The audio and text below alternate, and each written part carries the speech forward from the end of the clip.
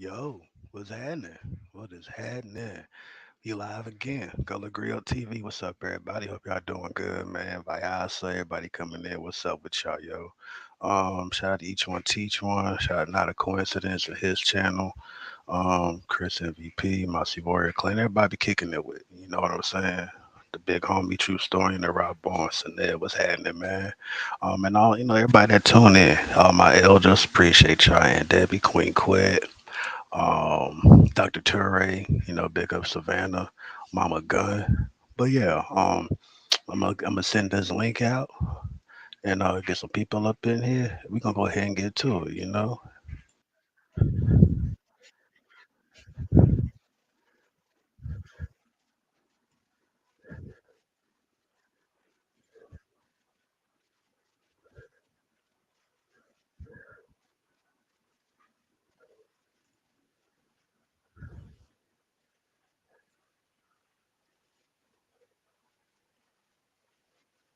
Can y'all hear that? What up, Clee?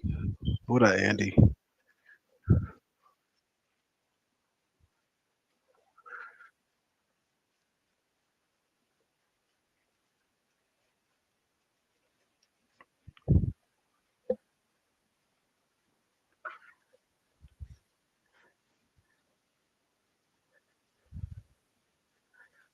Bear with me. Getting this link out.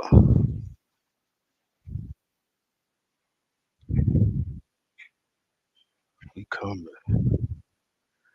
Y'all hit the like for me, yo. About to get right to it.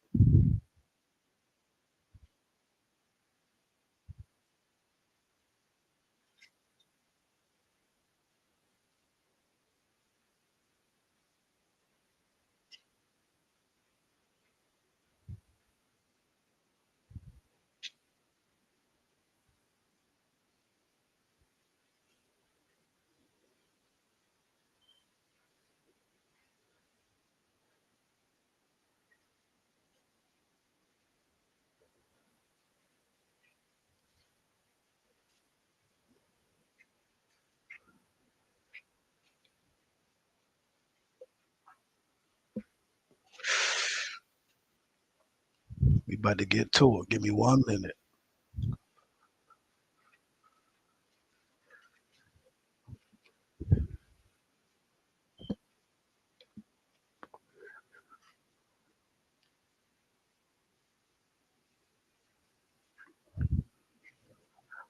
Let me know if I hear the music. If not, it's cool.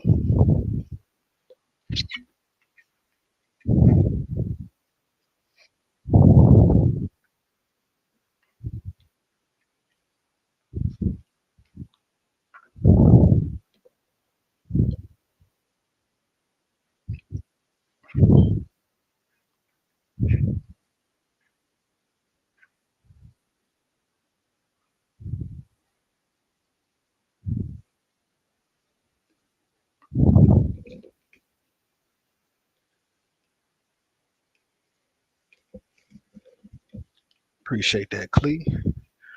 I bet. Alright, cool.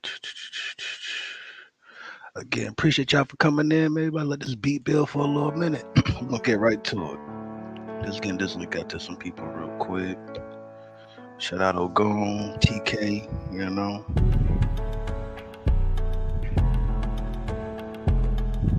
Hey Monte, what'd you say?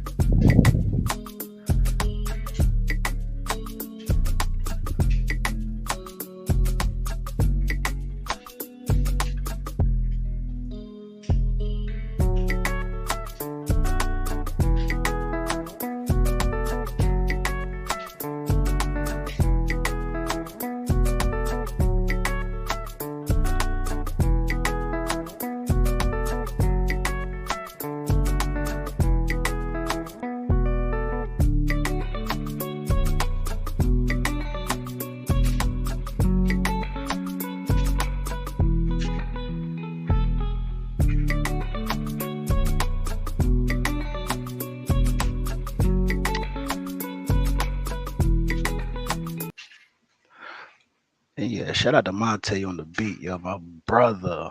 843 to 910. What's happening, bro? For sure. But yeah, man, you better get right on into it. I already dropped the link for what I'm about to be showing real quick. I do it one more again. Hopefully the chat replay be on if y'all catch this on the go round. Alright, cool. Alright, boom. We better go ahead and get right on into it.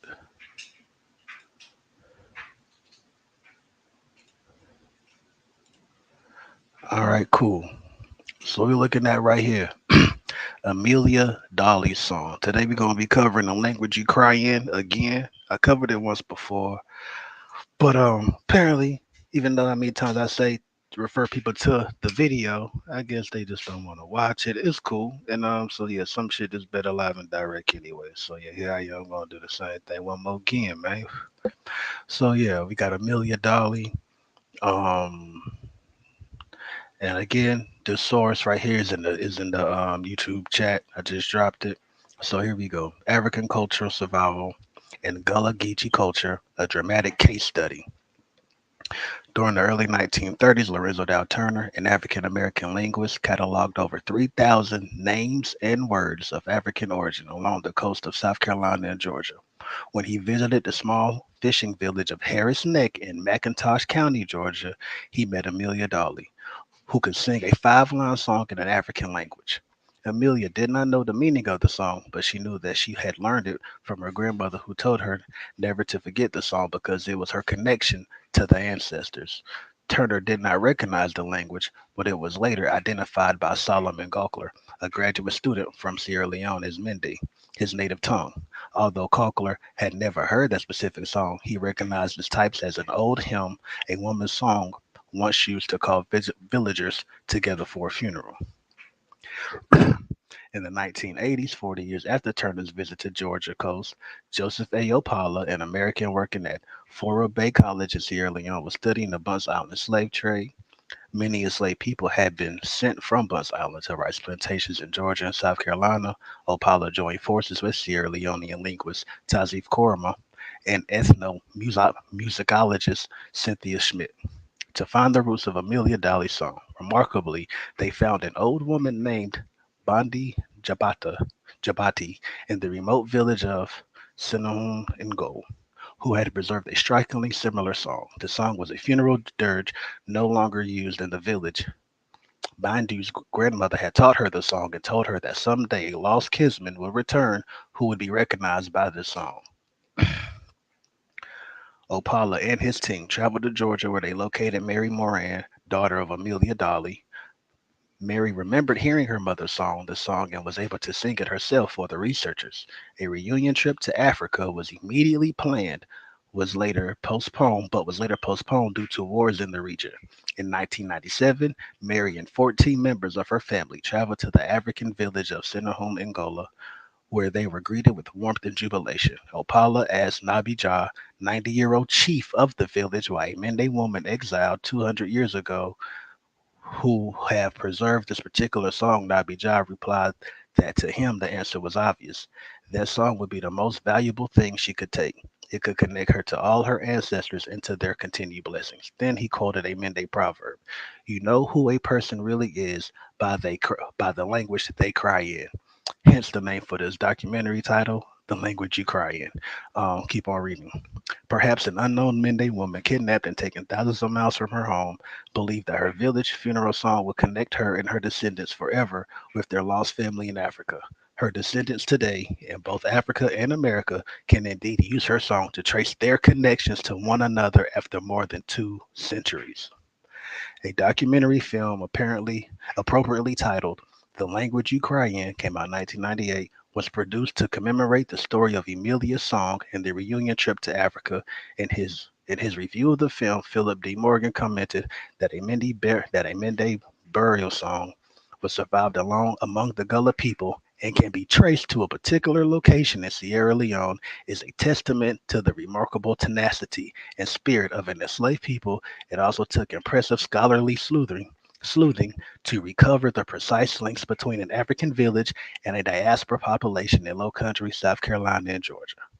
The government of Sierra Leone has issued repeated invitations for Mary Moran and her family to make a return visit to their home in Africa. We regard you.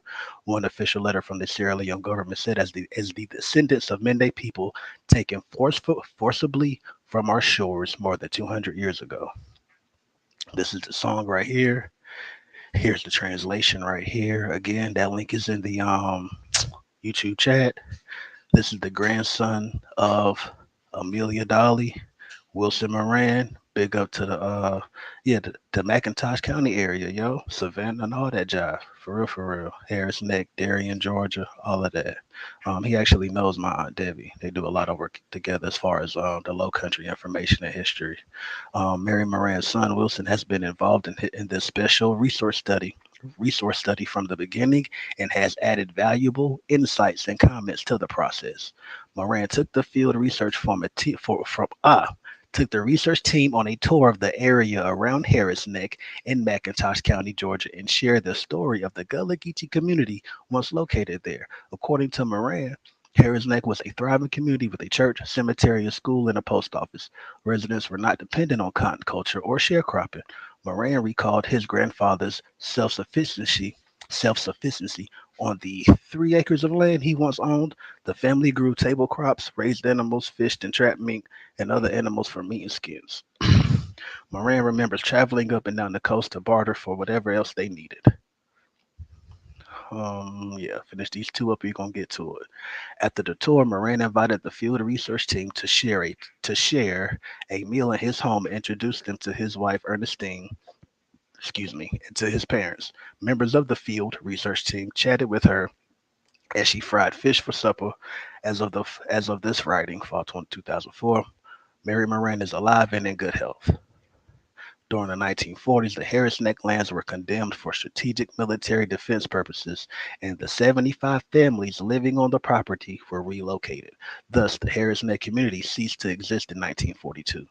The property is now included in the Harris Neck National Wildlife Refuge administered by the U.S. Fish and Wildlife Service. Amelia Dolly is buried in a small community cemetery inside the refuge. Today, the Moran family still raises some table crops, and Wilson is in the creek fishing, shrimping, or gathering shellfish as often as possible. He takes pride in teaching his grandson the traditional skills and stories he once learned from his own grandfather.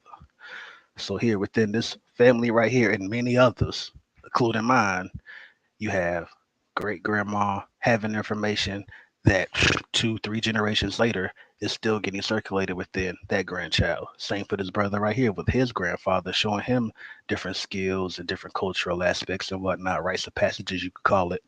Same thing. Uh, so yeah, that's that. Again, that link is in the YouTube chat. Peace, Chris and VP Harris. What's happening, man? Good timing. About to covering the language you cry in once again. I just read it from the that link is in the chat from the Gullah PDF I've shared multiple times. But now we about to go ahead and get right into the presentation. This is fair use, people. YouTube. This is fair use. This is for educational purposes. Um, yeah, Gullah Griot TV, and here we are. Let's get to it.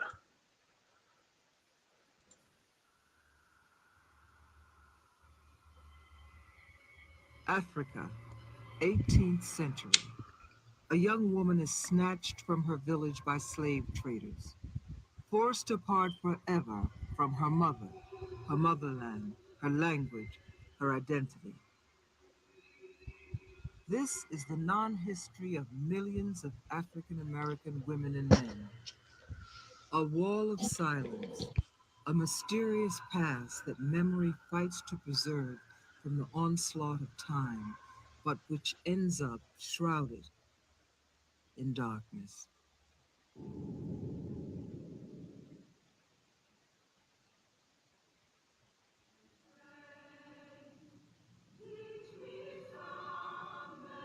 Who are the African Americans? Where do they come from? 3 generations ago, the parents of our grandparents lived in the era of slavery. Slave owners knew that to master a human being, no matter what his race or color, all you need to do is to strip him of his identity. Lay down, Gordy. Lay down a little while. Lay down, Gordy. Lay down a little while. Go, Gordy. Lay down a little while. So tired. Lay down a little while. You've been talking. Lay down a little while. Lay down a little while. Lay down a little while. And this is the story we're going to tell you today. The story of how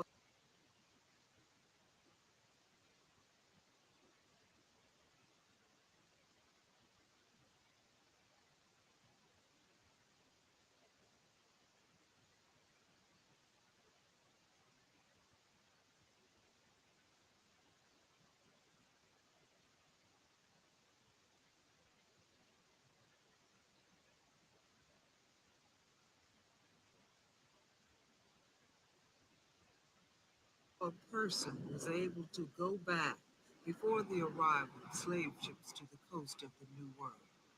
This is a story of memory, the story of how the memory of an African American family was pieced together through a song sung by a woman named Amelia Dolly.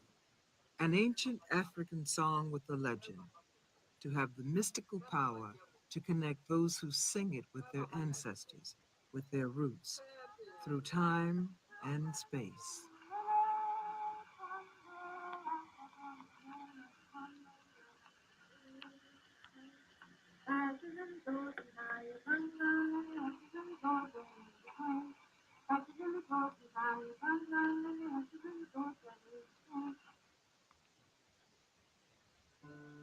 The story began in 1931 in Harris Neck, which was then a tiny gullah fishing village on the coast of Georgia. Linguist Lorenzo Turner and musicologist Lydia Parrish came here to carry out research into the language and the music of the Gullahs, a unique African American community in coastal South Carolina and Georgia that has preserved more Africanisms in their speech, customs, rituals, and music than any other in the United States. Professor Turner made a momentous discovery here, a 50-year-old woman who sang a haunting song, the longest text in an African language found in the United States. My husband told me that he collected a very interesting song from a lady named Amelia Dolly. And that song and the melody we would frequently play when he came back to Chicago, because in his lectures he would go around showing slides and using the song. He took a wire recorder early on, and he would ask his informants to come and stand usually in the open, because he would go in the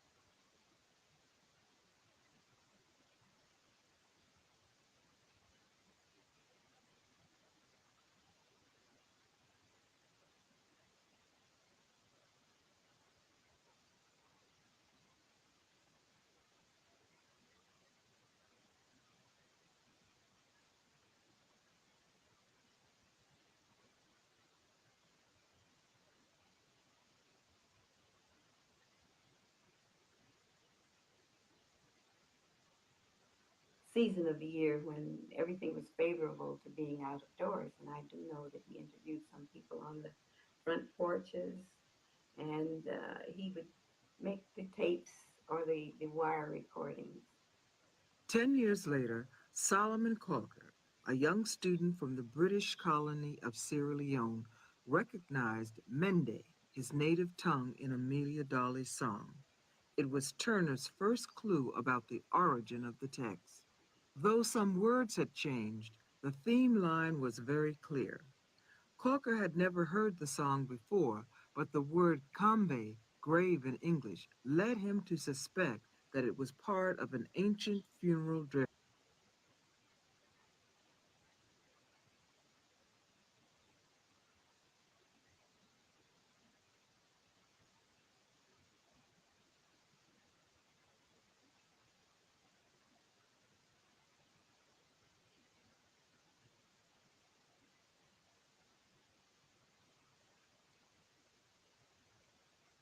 Dirge. Turner and he made the first translation of the song, published in Turner's 1949 book, Africanisms in the Gullah Dialect. We were all enthralled by the sound, the music, the melody. It was so beautiful. And then when he told us about the words, the meaning, we enjoyed it even more. He played it often in the family, and we all learned to sing the song. I think it goes something like, I woke up mamane kambaya lily tombe. I woke up mamane kambaya lily. Turner's research into the song stopped there. No further attention was given to the song until the late 1970s, when Joseph Apala, an American anthropologist, began studying the slave trade between Sierra Leone and coastal South Carolina and Georgia, what has been called the Gullah Connection.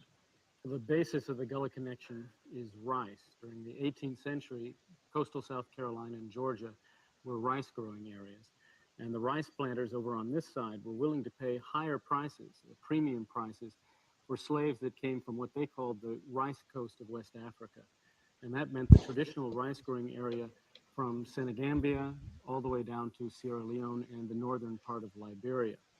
And so you had a period of time in which a great many people were being taken from a small part of Africa to a small part of what is now the United States.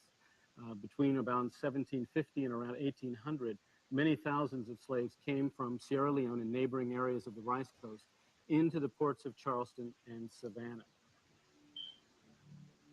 Scarcely 2 centuries ago, here in the port of Savannah, ships arrived carrying hundreds of slaves. The Africans brought their skills, traditions, and songs. Their lives and those of their descendants would be forever marked by rice. The landscape of coastal South Carolina and Georgia is still sculpted by the irrigation channels these slaves dug with their bare hands.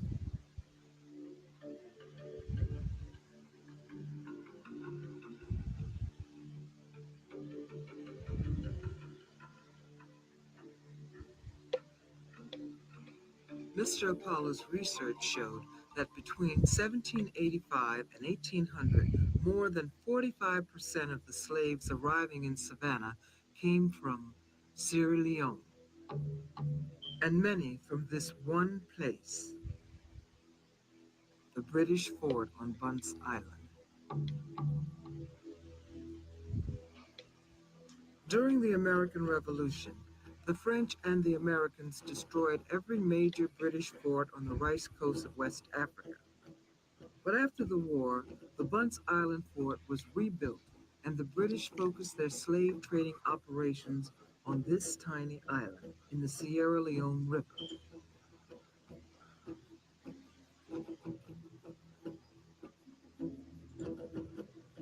Thousands of slaves were brought and held here, stepping on African soil for the last time in their lives.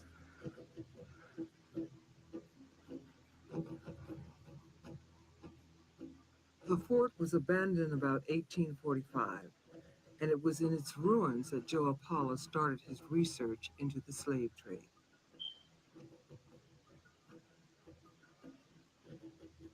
Growing evidence of the strong historical ties between Sierra Leone and coastal South Carolina and Georgia aroused the interest of the government of that African nation. In 1989, President Momo officially hosted a Gullah delegation on a visit to Sierra Leone.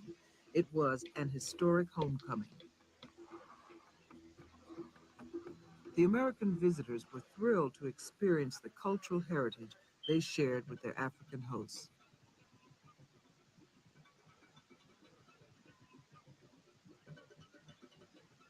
I was very much involved with the preparations for their homecoming. And I was working with a local music group called the Freetown Players. And we were designing a series of skits and performances that would illustrate this historical and cultural bond between the Gullahs and their Sierra Leonean hosts. And I was looking for something dramatic, something that we could perform that would be exciting and would really show people that these were long-lost family come home. And I think the most fascinating thing I had ever found was a 5-line song in the Mende language that had been preserved by a Gullah family in coastal Georgia. Apollo took the words of Amelia Dolly's song from Turner's book, but he needed the melody. In his search for Turner's original recordings, he turned for help to American ethnomusicologist Cynthia Schmidt. They found the old recordings in a music archive in the United States, obtaining a copy only a few days before the arrival of the Gullah delegation, so the Freetown players were able to sing Amelia's song at their reception. The performance caused surprise and amazement, particularly among the Mende people. They couldn't believe that a song in their own language could come from a tiny village in the United States. The Gullah homecoming ended, and Cynthia Schmidt and I were still on a high, still excited by the homecoming. But we realized that we had a treasure in our hands. We had the original tape. And using that original tape, we thought it might be possible to trace the song in Sierra Leone. It's clear that that song had been taken to coastal Georgia 200 years ago plus. And the question was, if it had come from Mende country, would we be able to trace it back to Mende country today? Would it still exist in Mende country today? I thought it sounded like a very remote possibility that we would ever find it, but it was such a fascinating idea and could mean a great deal to someone in America if we could actually find that song. Apollo also turned to Mende linguist Tazif Karomu for help. They analyzed the song word by word, making key changes in the translation and searching for clues to the song's origin in exhausting work sessions that often went on into the night. They concluded that the theme line of the song meant, "Everyone come together, let us struggle. The grave is not yet finished. Let his heart be perfectly at peace." Tazif also found that one of the words could be traced to a particular place. I first got involved with the translation of the song 1986 when Joe Opala gave me the book on Africanism and the Gola dialect. See, he got an extra from there, photocopied it. He said, "Well, that's in this song. Somebody did it. Can you have a better look at it?" I looked at it there. I discovered straight up that there are some problems involved with the initial translation. From the informant of Lorenzo Turner. That was 1931. That informant was Solomon Cook. The word tambe at the end, you see, which an idiophone, that's a dead idiophone now. That idiophone is derived from a vai. So, and vai, people are found in the Galina Spirit Kingdom, Fujian district. So that's why I said, if the other dialects of Mende do not have tambe, you see, do not even have a trace of tambe, the best place to begin to search for this song, whether the song still exists in Sierra Leone, was to go to Fujian district. So here we were, an anthropologist, a ethnomusicologist, and a linguist looking for this song. And in 1990, we got into a car and we went. I gotta pause it, and I hope y'all heard my pauses earlier. When I had to pause the video, I just realized I had my fucking mic thing down, so y'all probably didn't hear me. My fault. But real quick, just a quick little recap, yo. We have two linguists, both black. Lorenzo Dow Turner, also the father of Gullah Studies. Don't let nobody else lie to you and try to say different. Lorenzo Dow Turner, right? Boom. We have the linguist in Sierra Leone, Galter, right? The brother we just got done seeing, right? Who was speaking or whatnot. Don't let nobody else lie to you. You know what I'm saying? People out here saying that some white lady, some Burka lady, Buckra is a West African word that mean Gullah. I mean that means white people, and that's in the Gullah language as well. You know, so explain to me how we got over 3,000 African loan words and names and whatnot. You feel me? But some of that had to repeat because I don't know if y'all heard me earlier, but yeah, we're gonna keep this thing going. All around Mende country, playing the song in each village we came to.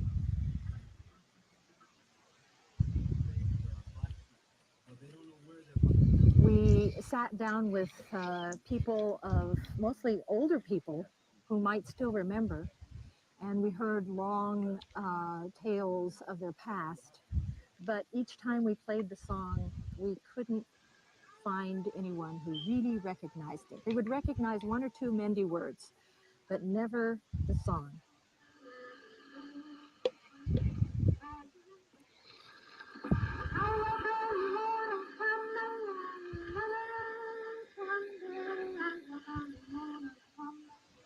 We were disappointed. Village after village after village, people said, well, yes, there's Mende in that song, but we don't know that particular song. After covering the entire Pujun district, the tired and disappointed researchers began to think the song was lost forever and decided to call off their search. However, some weeks later, Cynthia Schmidt took up her tape recorder once again and decided to try her luck in Senehungola, a small village they hadn't visited before because it was just outside the borders of Pujun district. That evening, we sat down with the tape recorder, and I explained the story to them, and they were listening with complete attention, very, very carefully. And as I began to play the recording, to my astonishment, these women began to sing along. And one woman in particular, her name was Bindu Jabati, the head woman.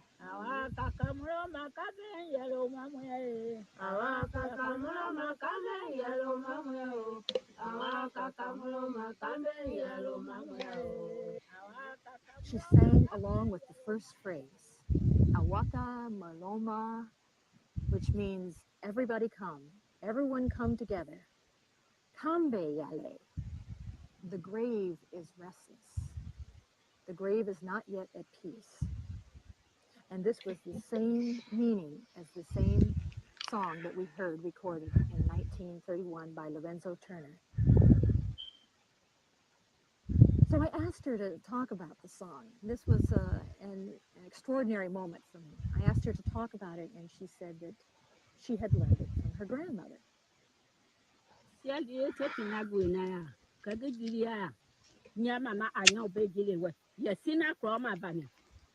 but dear, guess I sina. Yeah, yet I will buy why you win. I got it, your body here. Now I walk up work and now on your mamma dick at Sonia. Can you dear guess I'm not where I go? One day she We got my grandma telling the truth, her granny telling the truth, Amelia Dolly granny telling the truth. Shit, you got Wilson Moran, which is the grandson of Amelia Dolly telling the truth. His granddaddy telling everybody grannies and grandpa telling the truth stuff for these aboriginals, man. They say my grandma said this, my grandma said that, but they can't show you shit like what I'm showing you right now. I don't even gotta talk. I can, cause just to reiterate some points and shit like that. You know what I'm saying? Entertain the crowd or whatnot, communicate. You know what I'm saying? But I don't have to say too much. I can just let them motherfucker play without stopping that shit, and they can't do nothing like that. Facts. But yeah, let's keep it going. had asked her grandmother about the song. What is that song that you're singing? And the grandmother said, this is a song that I remember our ancestors by. This is the song that I sing to remember my late husband, to remember my mother, to remember my father. And she said that that song was a song that they sang at their burials, and that was associated with a very, very important ceremony. And this ceremony was very special to Mendi people because it connected them with their ancestors. It was a song that they sang to bridge the world of the living and the world of those who had gone before them. See, I want to go out. You had then I had to go into Yanamo. Yago, where you are. Yeah, Papa. Papa. Yeah, he didn't know. Kadu now. Yeah, but mamma. Kadu Yamamu. Yakahi. Kadakian. Yakahi. Kadakian. Yakahi. Yakadakian. Yana Hago, my day, he that he didn't. It did again, I said to I. No more better boy to leave. Father did again, you do that. Why? He draw more this year. Gaga, Sabu at 2 hours, but he that here. And your pony see our way. Although the melody had changed over time, it was clear they had found the song. The researchers completed the puzzle when they met 90-year-old blind chief Nabija. He still remembered the rites of an ancestral ceremony called Tenjami. Hindu ha jinani ha jisawa yenji tabu ina mamya tenjamile tembe titohe wama tigi ti yemena yinga boya tile la mia kambe gama ti yemena biang ma sela brama tinda ta yembe na yopo te wama andaro na botatu wa po mama be tinda ma ti yemba buena te poa na Hindu ma jinani buena ma te po ma te po kambe yombo bui agwe tenda na te po ndama kambe na bia tena bia hu te kwa no be ma wana ya be no be be fo asubu be me na de be yana te wa me tena yana ka te ba ya.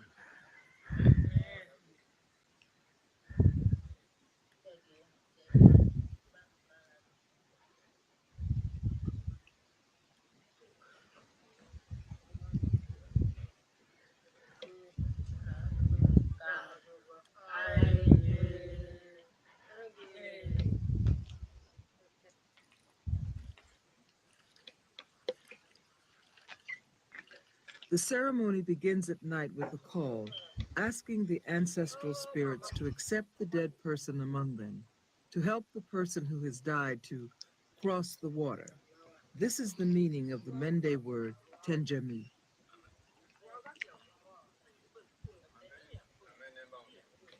It continues the following day by the graveside with ceremonial cooking.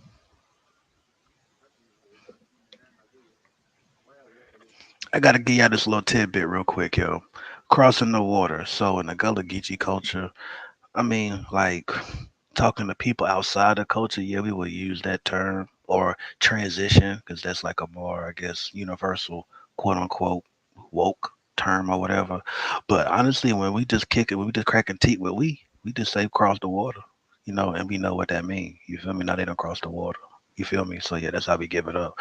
We in our Gullah flag, you see the blue, you see the green, right? And the trees and everything. That tree is made up of bodies. If you look real close, zoom in, that tree is made up of bodies. That body, it making up the tree is representation of the ancestors. That water is our bloodline back to where we come from, which is West Central Africa. You feel me? And that's a quick synopsis of the Gullah Geechee flag. I might play a Queen Quet video when she breaking down the flag or whatnot. Might even have to be after the show. We gonna see how it go. Yeah.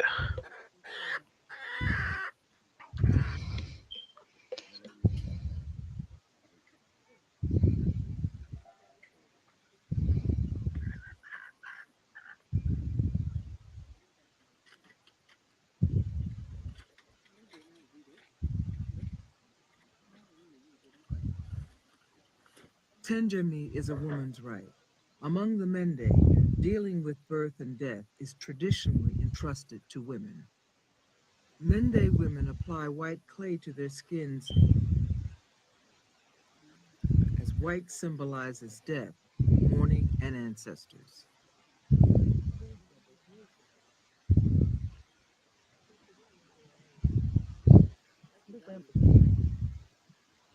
The women form a procession, singing the song to call the village together to perform the final ceremony at the graveside for the deceased. Only women sang the song, passing it on from one generation to the next.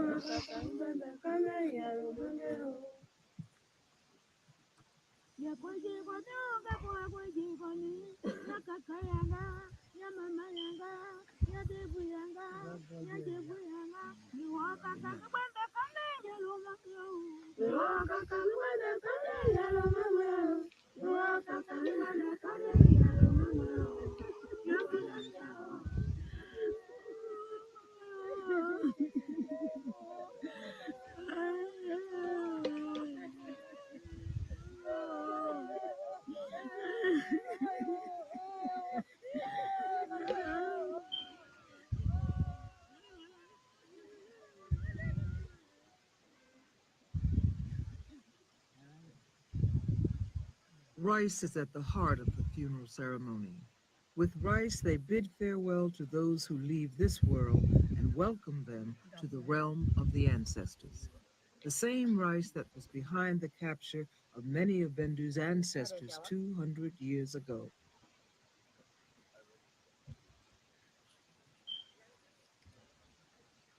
At the end of the meal, the village children are called to finish up the leftovers in a ritualized struggle.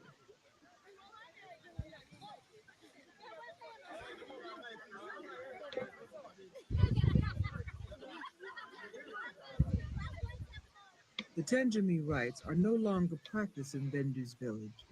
Ancient Mende rituals like this were abandoned there at the end of the First World War, when Mende soldiers recruited by the British Army came back to the village and introduced Islam and Christianity. But because of her grandmother's insistence that she keep the Tenjami song alive, Bendu was able to pass it on. The ceremony ends when the pot is upturned on the grave as a sign of farewell. Might there be anyone alive in America who still knew the song? They found that the fruit didn't fall far from the tree.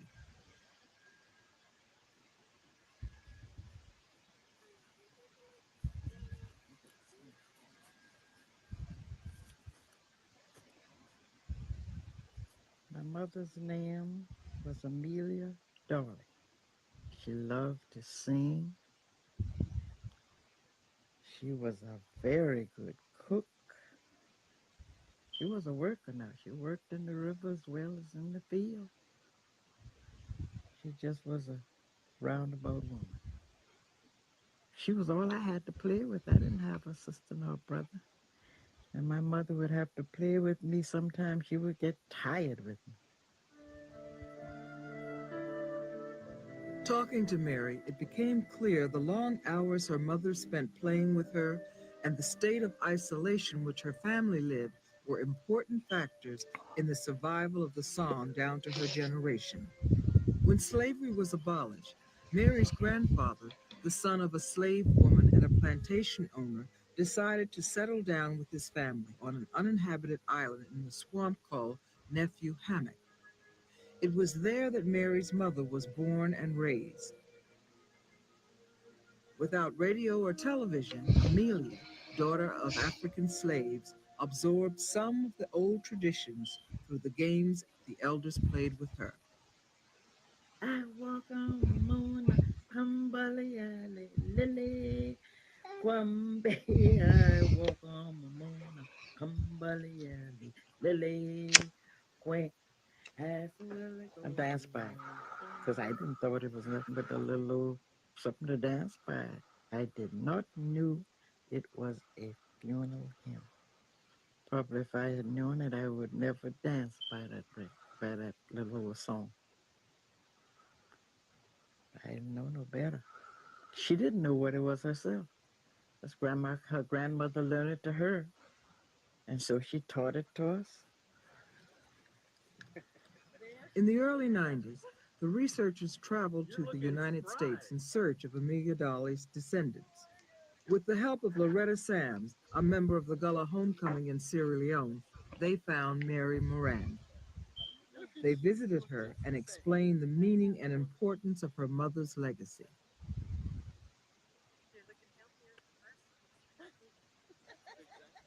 I remember that when we played the 60-year-old recording of Mary's mother, I could kind of see Mary hold herself. I think she didn't know us, and I think she didn't want to cry in front of strangers. But when we told her later about the song that the women were singing in Sierra Leone, she did cry, and I think we all cried. And I remember that Mary said that this was like a gift that her all these years her mother had given her something, and she never knew what it was, and now she realized all so many years after her mom had died that she had given her something very, very special. Amelia's gift provides the Morans with a rare privilege for Black Americans to pinpoint with a fair degree of accuracy where their ancestors came from, to trace their roots, their silent history.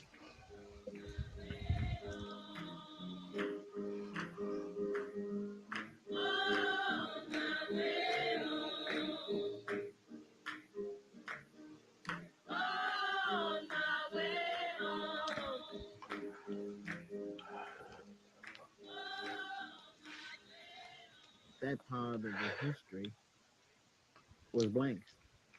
There was no names, no records, That's the nothing grandson. that would connect me to a place in Africa, other than that somebody in my family were brought over here from where South Africa, West Africa, Middle Africa, where we had no earthly idea. So we knew that we had a connection to Africa, but we were still a stranger to Africa. Now I feel that we are no longer strangers. There is a place from whence some of my people came from. Thanks. I do want to reiterate something. So in the link, I'll share it again if need be. I recommend everybody have this. Dr. Akemba, for sure, for sure. This is the St. Wilson Moran. That's the grandchild of Amelia Dolly, the person who had the Menday funeral song, right? I'm posting the link now. And so remember, this is done in 97, came out in 98, right? They went to Africa in 98 as well. And since then, as you read in this document I just posted in the YouTube chat, that he actually gives tours now. So yeah, he started out not knowing much about the history and the connection and whatnot, but clearly he's deep. He's knee deep in this shit. He gives tours and whatnot. So shout out to him, his family. Shout out to my aunt Debbie, holding it down there in the Georgia part of the corridor for sure. But yeah, let's get back into it. I just had to add that. And one more thing before I hit this play button one more time. They haven't said his name too much, but a lot of this would not have been done. We hear about the anthropologist, right, Joseph Opala. We hear about the ethnomusicologist, right, Schmidt. But Emery Campbell has not been spoken up, and he's going to be introduced in a minute. But a lot of this video has been played without mentioning his name, and so Emery Campbell, who is he runs the Penn Center. If you're not sure what Penn Center is, that's worth the you. Just pull up a Google tab. Penn Center, St. Helena, South Carolina, right? And he runs that. Again, this is done in the 90s. He was a little bit younger than back then. And yeah, we're gonna hear about Emery Campbell, but shout out to that brother. He is one of my top three Gullah historians, black Thanks historians, to her period. Menday song, Mary Moran, an ordinary grandmother from the Georgia coast, found herself bombarded with requests for interviews from the news media. Over the years, she also received several official invitations from the governments of Sierra Leone to visit their country. But Mary couldn't go because of the war.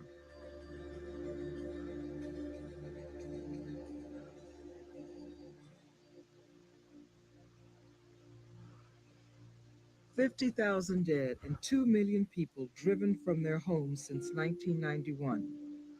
Victims of a bloody conflict in which both the rebels and the army launched against the general population, destroying villages and terrorizing the people with massacres and mutilations.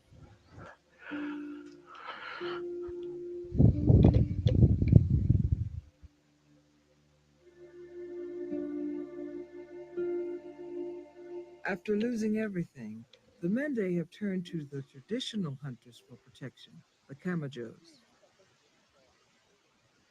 These mystical warriors, with their perceived magical powers and valor, have succeeded in driving the warring parties from the land they control, enabling the villagers to return to their homes.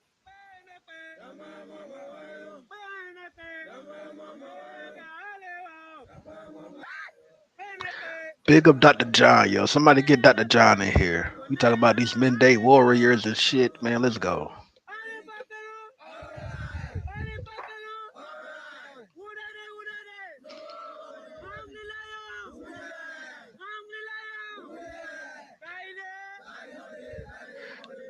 Shout out Leaky, yo. One of them brothers remind me of my little homie Leaky, man. Bendu was Shout also out a victim Leaky. of the war that touched almost everyone living in Sierra Leone. In 1995, she was found in a refugee camp in Bo, emaciated and barefoot. She watched members of her family die in front of her and was enslaved and tortured for almost 3 years by the rebels. Ke mai ke wa bo ke potia a ye bi bo da ye. Ye ko bo ama afija na nya bo re ji ni. Ma ba ko ne le ga ba nya wa.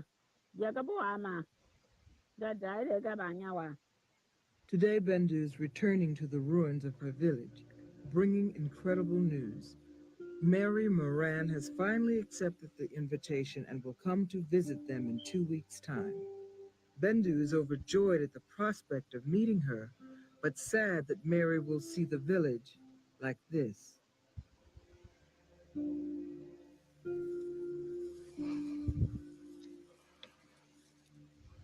They haven't even had time to recover the bones of their relatives, Mm, buried beneath the rubble of their homes. mm.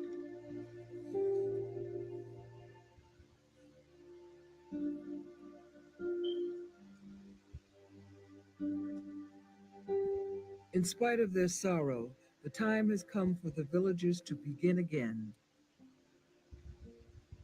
Beyond the pain, it's time to recover their dreams and forget the nightmares, to rebuild their community and give Mary a proper welcome. Beyond the pain, it's a time for joy.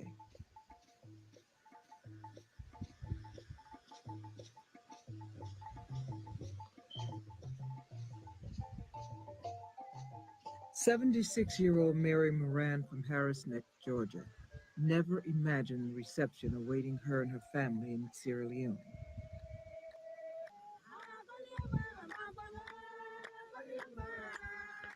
I got to, cause this talking point been came up past 2 weeks. Cameron and the whole "It Is What It Is" podcast. The Africans don't rock with us anyway. I'd rather be Black American. Me personally, bro, I get it, but so many weirdo talking points and groups them that cling on to Black American. I don't even want to be associated with them. You feel me? But like I'm definitely Black American. I'm African American. I'm African. I'm Gullah Geechee. You feel me? It's just these damn weirdos, bro. How do the Africans don't rock with us, fam? That's like saying, like, I don't get it. Generalizing all whole groups of people is weird. It's some bucker activity. For real, for real. We even got bad apples amongst our own selves with just Black Americans, African Americans. We got our own weirdos within us. So, do you think it's gonna be different elsewhere? Like what? This shit is weird. Don't rock with us, but yeah, we have this right here. The 76-year old woman, right? Who done known of a Menday funeral song her whole entire life that been passed down two generations before her. You know what I'm saying? Like how, Sway? Well, you about to find out what happened to her and Marie Campbell and everything when they come over here before they come back. You feel me? Like the shit is weird, man. I don't get it. This shit is false. Is white nationalist talking points. That shit irk me. It is what it is. You feel me? Like no pun intended. The welcoming ceremonies included offerings and libations hosted by the highest dignitaries of the land, among them the head of state himself. On my maternal side, also have some. My mother was, in fact, a Mende. So, from that point of view, we are of the same tribe. But I'm not welcoming you as a Mende or as president, but I'm welcoming you as a sister and brothers that you're here with.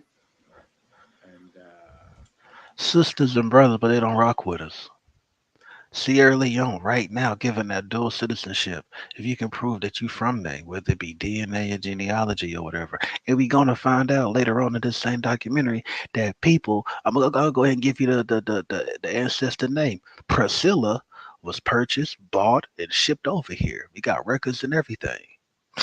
You feel me? So it could be done on either way. And if you can prove it, boom, Sierra Leone is giving you dual citizenship. And that's not just the only West African country. We know about the year to return with Ghana and all that stuff. You feel me, man, in other countries and everything. The shit is weird. I don't get it. We beating all that shit up. You feel me? We not going for it. This is documented. It's documented. This is the president of Sierra Leone. This is in '97 before any of these internet motherfuckers was out even kicking the shit. It was already beat up. Facts. It was already beat up. I'm welcoming you home to your people, be they Mendes, Timnis, or Limbers, or whatever tribe they belong to. Uh, uh, uh.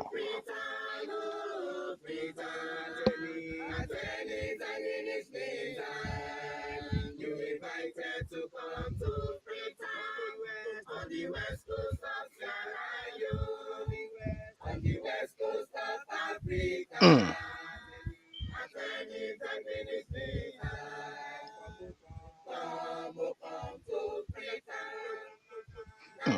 mm.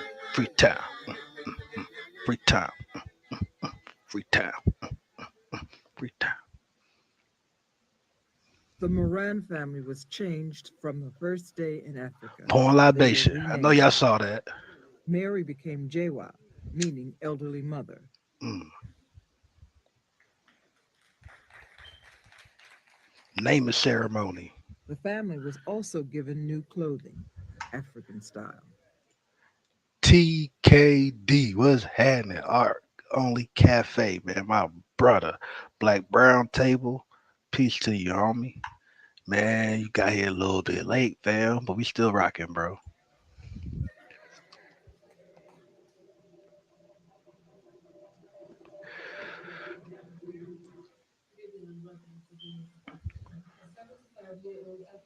Mary and her song were headline news throughout Sierra Leone. On the news too over there. As they moved around the country, the numerous cultural similarities between the Gullahs and the people of Sierra Leone became clear to the Morans, starting with the rice which Mary used to fan when she was young. Oh shit. Okay. Boom. What are we looking at right here? This basket. Can y'all see my red cursor? Let me wait for my okay, boom.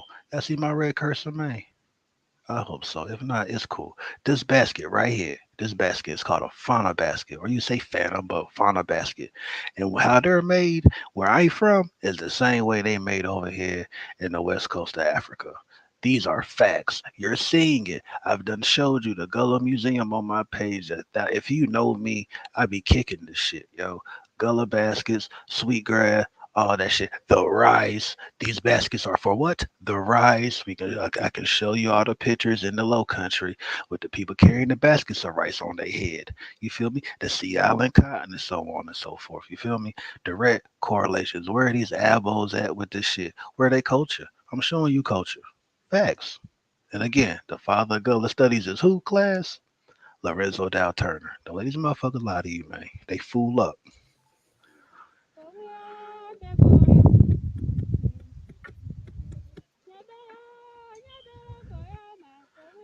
Mm, the mortar. Mm. Y'all seen that before.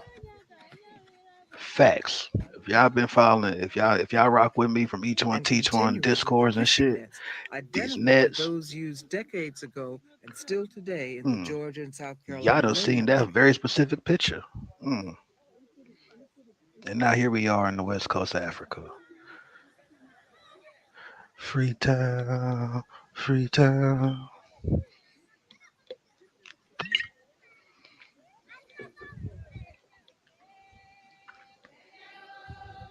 In Freetown, the Moran family visited a Mende church.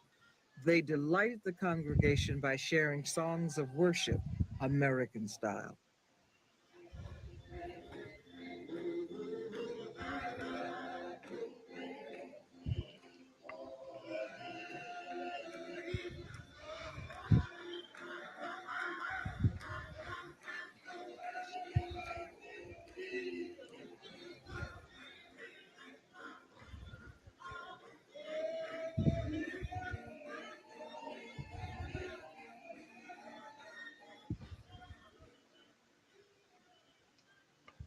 The last stop before meeting Bendu was in the middle of the Sierra Leone River. Escorted by a military boat, Mary visited the British fort at Bunce Island.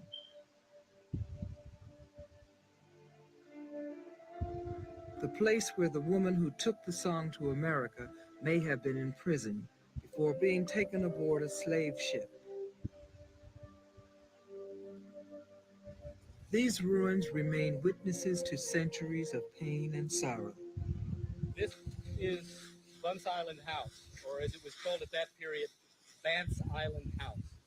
And this was the home of the chief agent, the white man in charge of the island. This was his very fancy home. And you see that niche that runs all the way across there? He had a big veranda that came out from the second story, and the roof came down and covered it. He lived up here on the second floor, and he would come out through a door onto that veranda, and from that veranda up there, he'd be able to look at ships on their way here and survey everything that was going on in the fort. But immediately behind this house was the prison.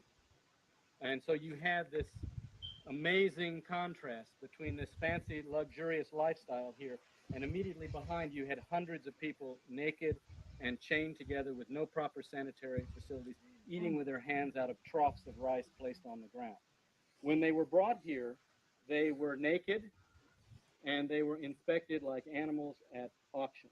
Their teeth and their eyes and their mouths and their genitals and every part of them were inspected. They were branded. And there were 2 branding irons that were sent out from England. And when they were first bought, they were branded on one shoulder with a hot branding iron with the letters RACE, Royal African. Damn, I tried to pause it before I got that. I was gonna quiz y'all, cause everybody in this chat better know that. Shout out to True Historian, Sanel, Rob Bourne, Royal African Company. We know about that, you know what I'm saying? So yeah, everybody in this chat better know that. Brazilian Monk, whenever you come up in here, you might get yours on the replay. Yeah, big facts. Let go. Company of England. And when they were put aboard the ship to be sent to the American side, they were branded again on this shoulder with the letters SL, Sierra Leone, to let the buyers on the other side know where in Africa they were coming from. The slave traders actually worked out an optimal packing. If they put just a few people on that ship and they all survived, their overhead would be so great they wouldn't make a profit. But on the other hand, if they put so many people in, packed them in so tightly that most of them died, they wouldn't make a profit. They soon discovered that if they lost about 15% on an average voyage, that was highly profitable. And so you almost always had death. And to be graphic, if they hit a storm, they are chained down inside the hull there, under the deck, in the darkness, and they are excreting on themselves and on everybody else there. And when that ship is rolling up and down in bad weather, they're lifted up by their chains and thrown down, and lifted up and thrown down. And there were many cases where all the meat was ripped off of the back of their bodies and rubbed into all the excrement that was in them.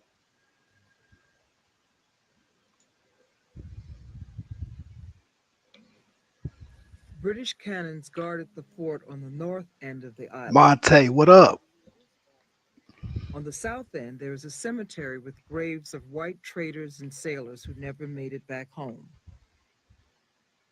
In an island surrounded by crocodiles, no cemetery for slaves has been found.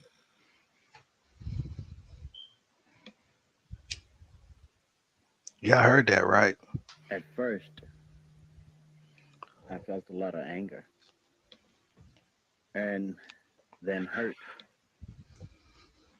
And now I just feel sorrowful that man could be so cruel to man. I'm glad I'm here. It's another part of the puzzle for me. But I feel in my heart that it'll be a while before I can come back to this place, not Sierra Leone, but to this place, because I feel a lot of hurt here, a lot of hurt.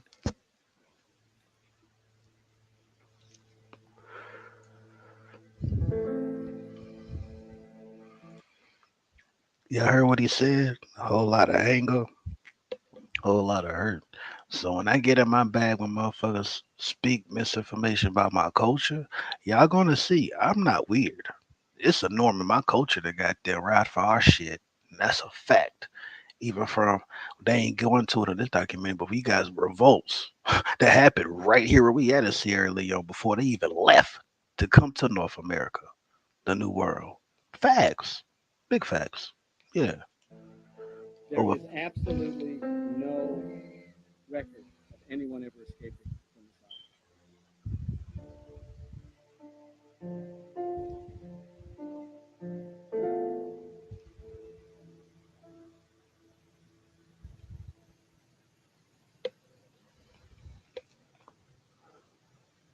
Finally, the time has come to meet Bendu, a meeting that the war delayed for so many years.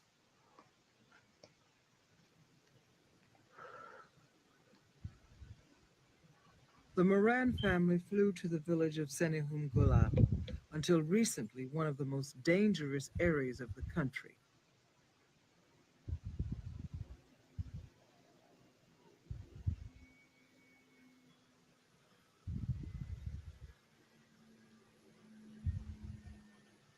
However, they felt it was worth braving the danger to tread the Mende soil of their ancestors. Hundreds of traditional Kamanjo warriors encircled the village to ensure the Moran family's safety. But fears soon faded.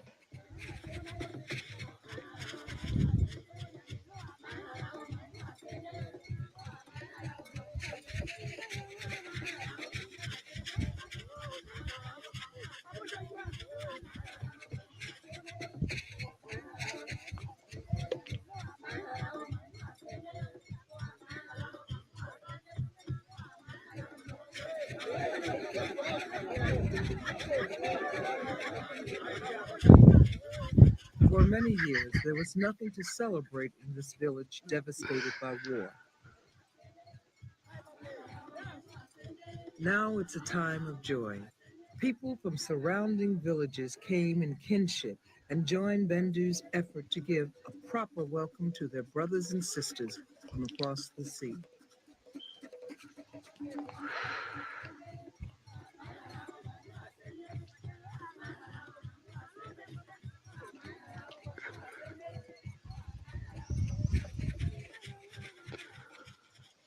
Bendu Jabati and Mary Moran, two women from two continents united by the enduring power of an ancient African song.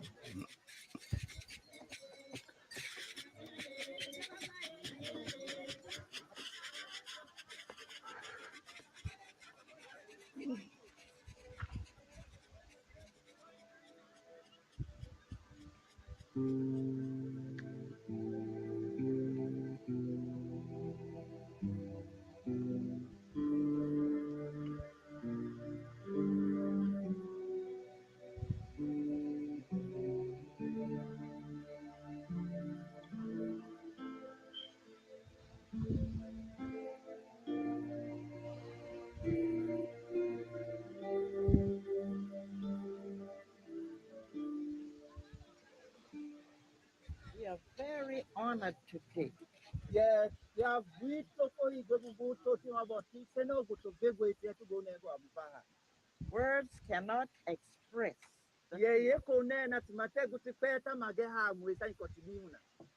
But we are so happy to find our roots, the Bendu. Okay. Hey, na buwa makone yeba wale kuma afreji. Kama tie tika bambina ti gema ye kenya ye juma tu ya mende kiti ma jwa ha. Yeta se bi ma.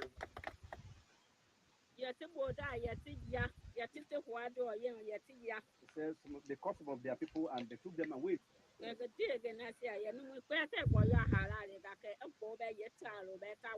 say at least one of those people will be able to come back. He said that's a family tree which you try to water so it can grow. He said that song is what will lead people. Yeah,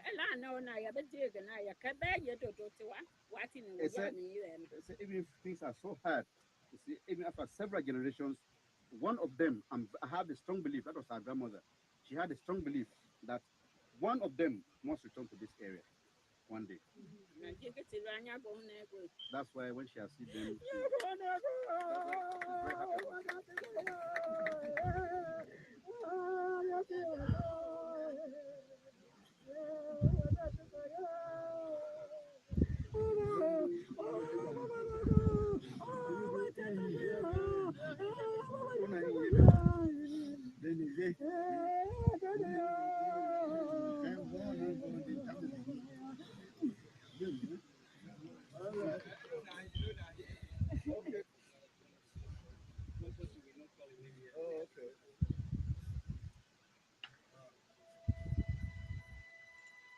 Mary. So again, I gotta ask y'all, Africans don't rock with us where at? What Cameron talking about? Don't rock with us how? I don't know, man. Y'all make it make sense. Maybe y'all missing something. Mary and Bendu share this special song of pain and tears, which for centuries has helped Mende women face the death of their loved ones.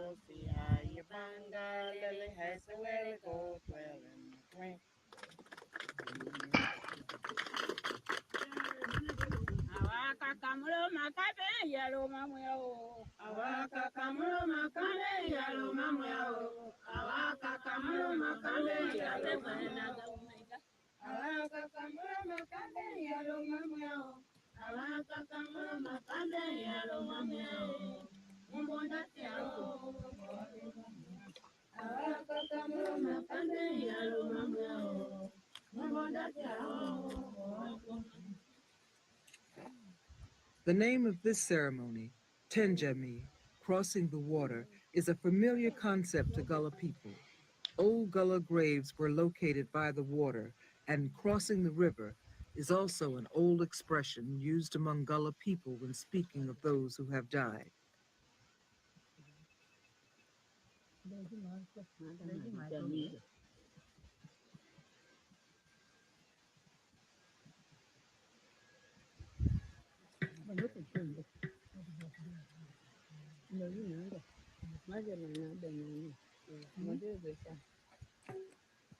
The red rice shared at the ceremony is also similar to the traditional Gullah red rice her mother taught her how to cook on the Georgia coast.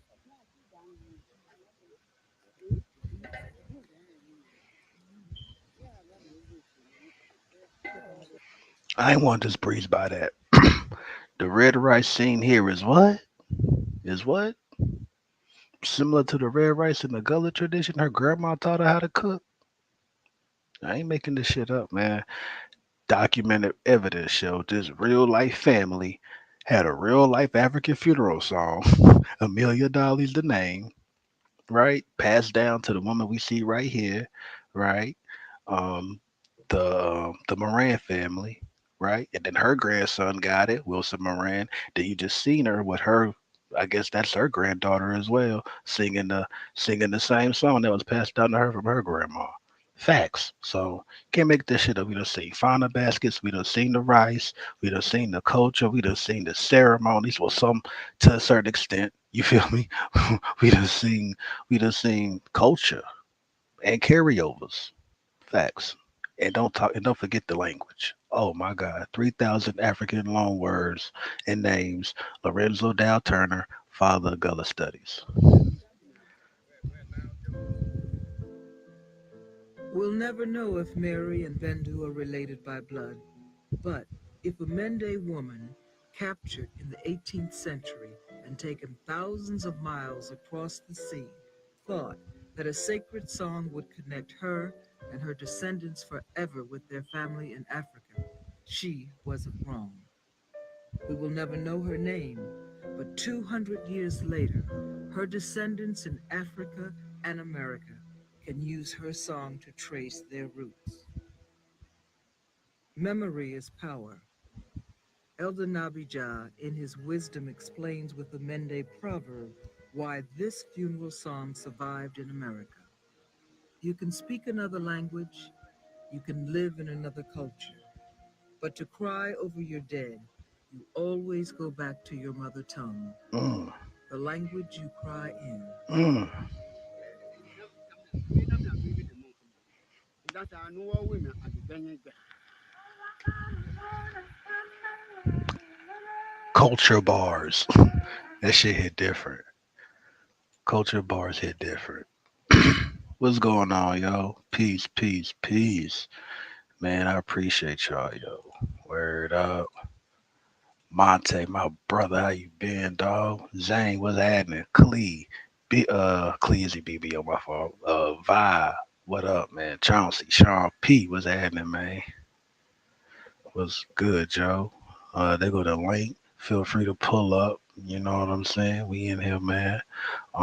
That was the language you cry in, and that's just part one. There is a part two to it. I've showed that on here as well, but I guess I gotta go back over it. It's cool because these things shouldn't be said. We done beat up Cameron with the whole Africans don't rock with us bullshit. You see, we just seen what we seen. The reception, the ceremony, the love, the acknowledgement of shared culture, history, and whatnot. TKD, what's happening? Our only cafe, what's happening with you, brother? You muted, bro.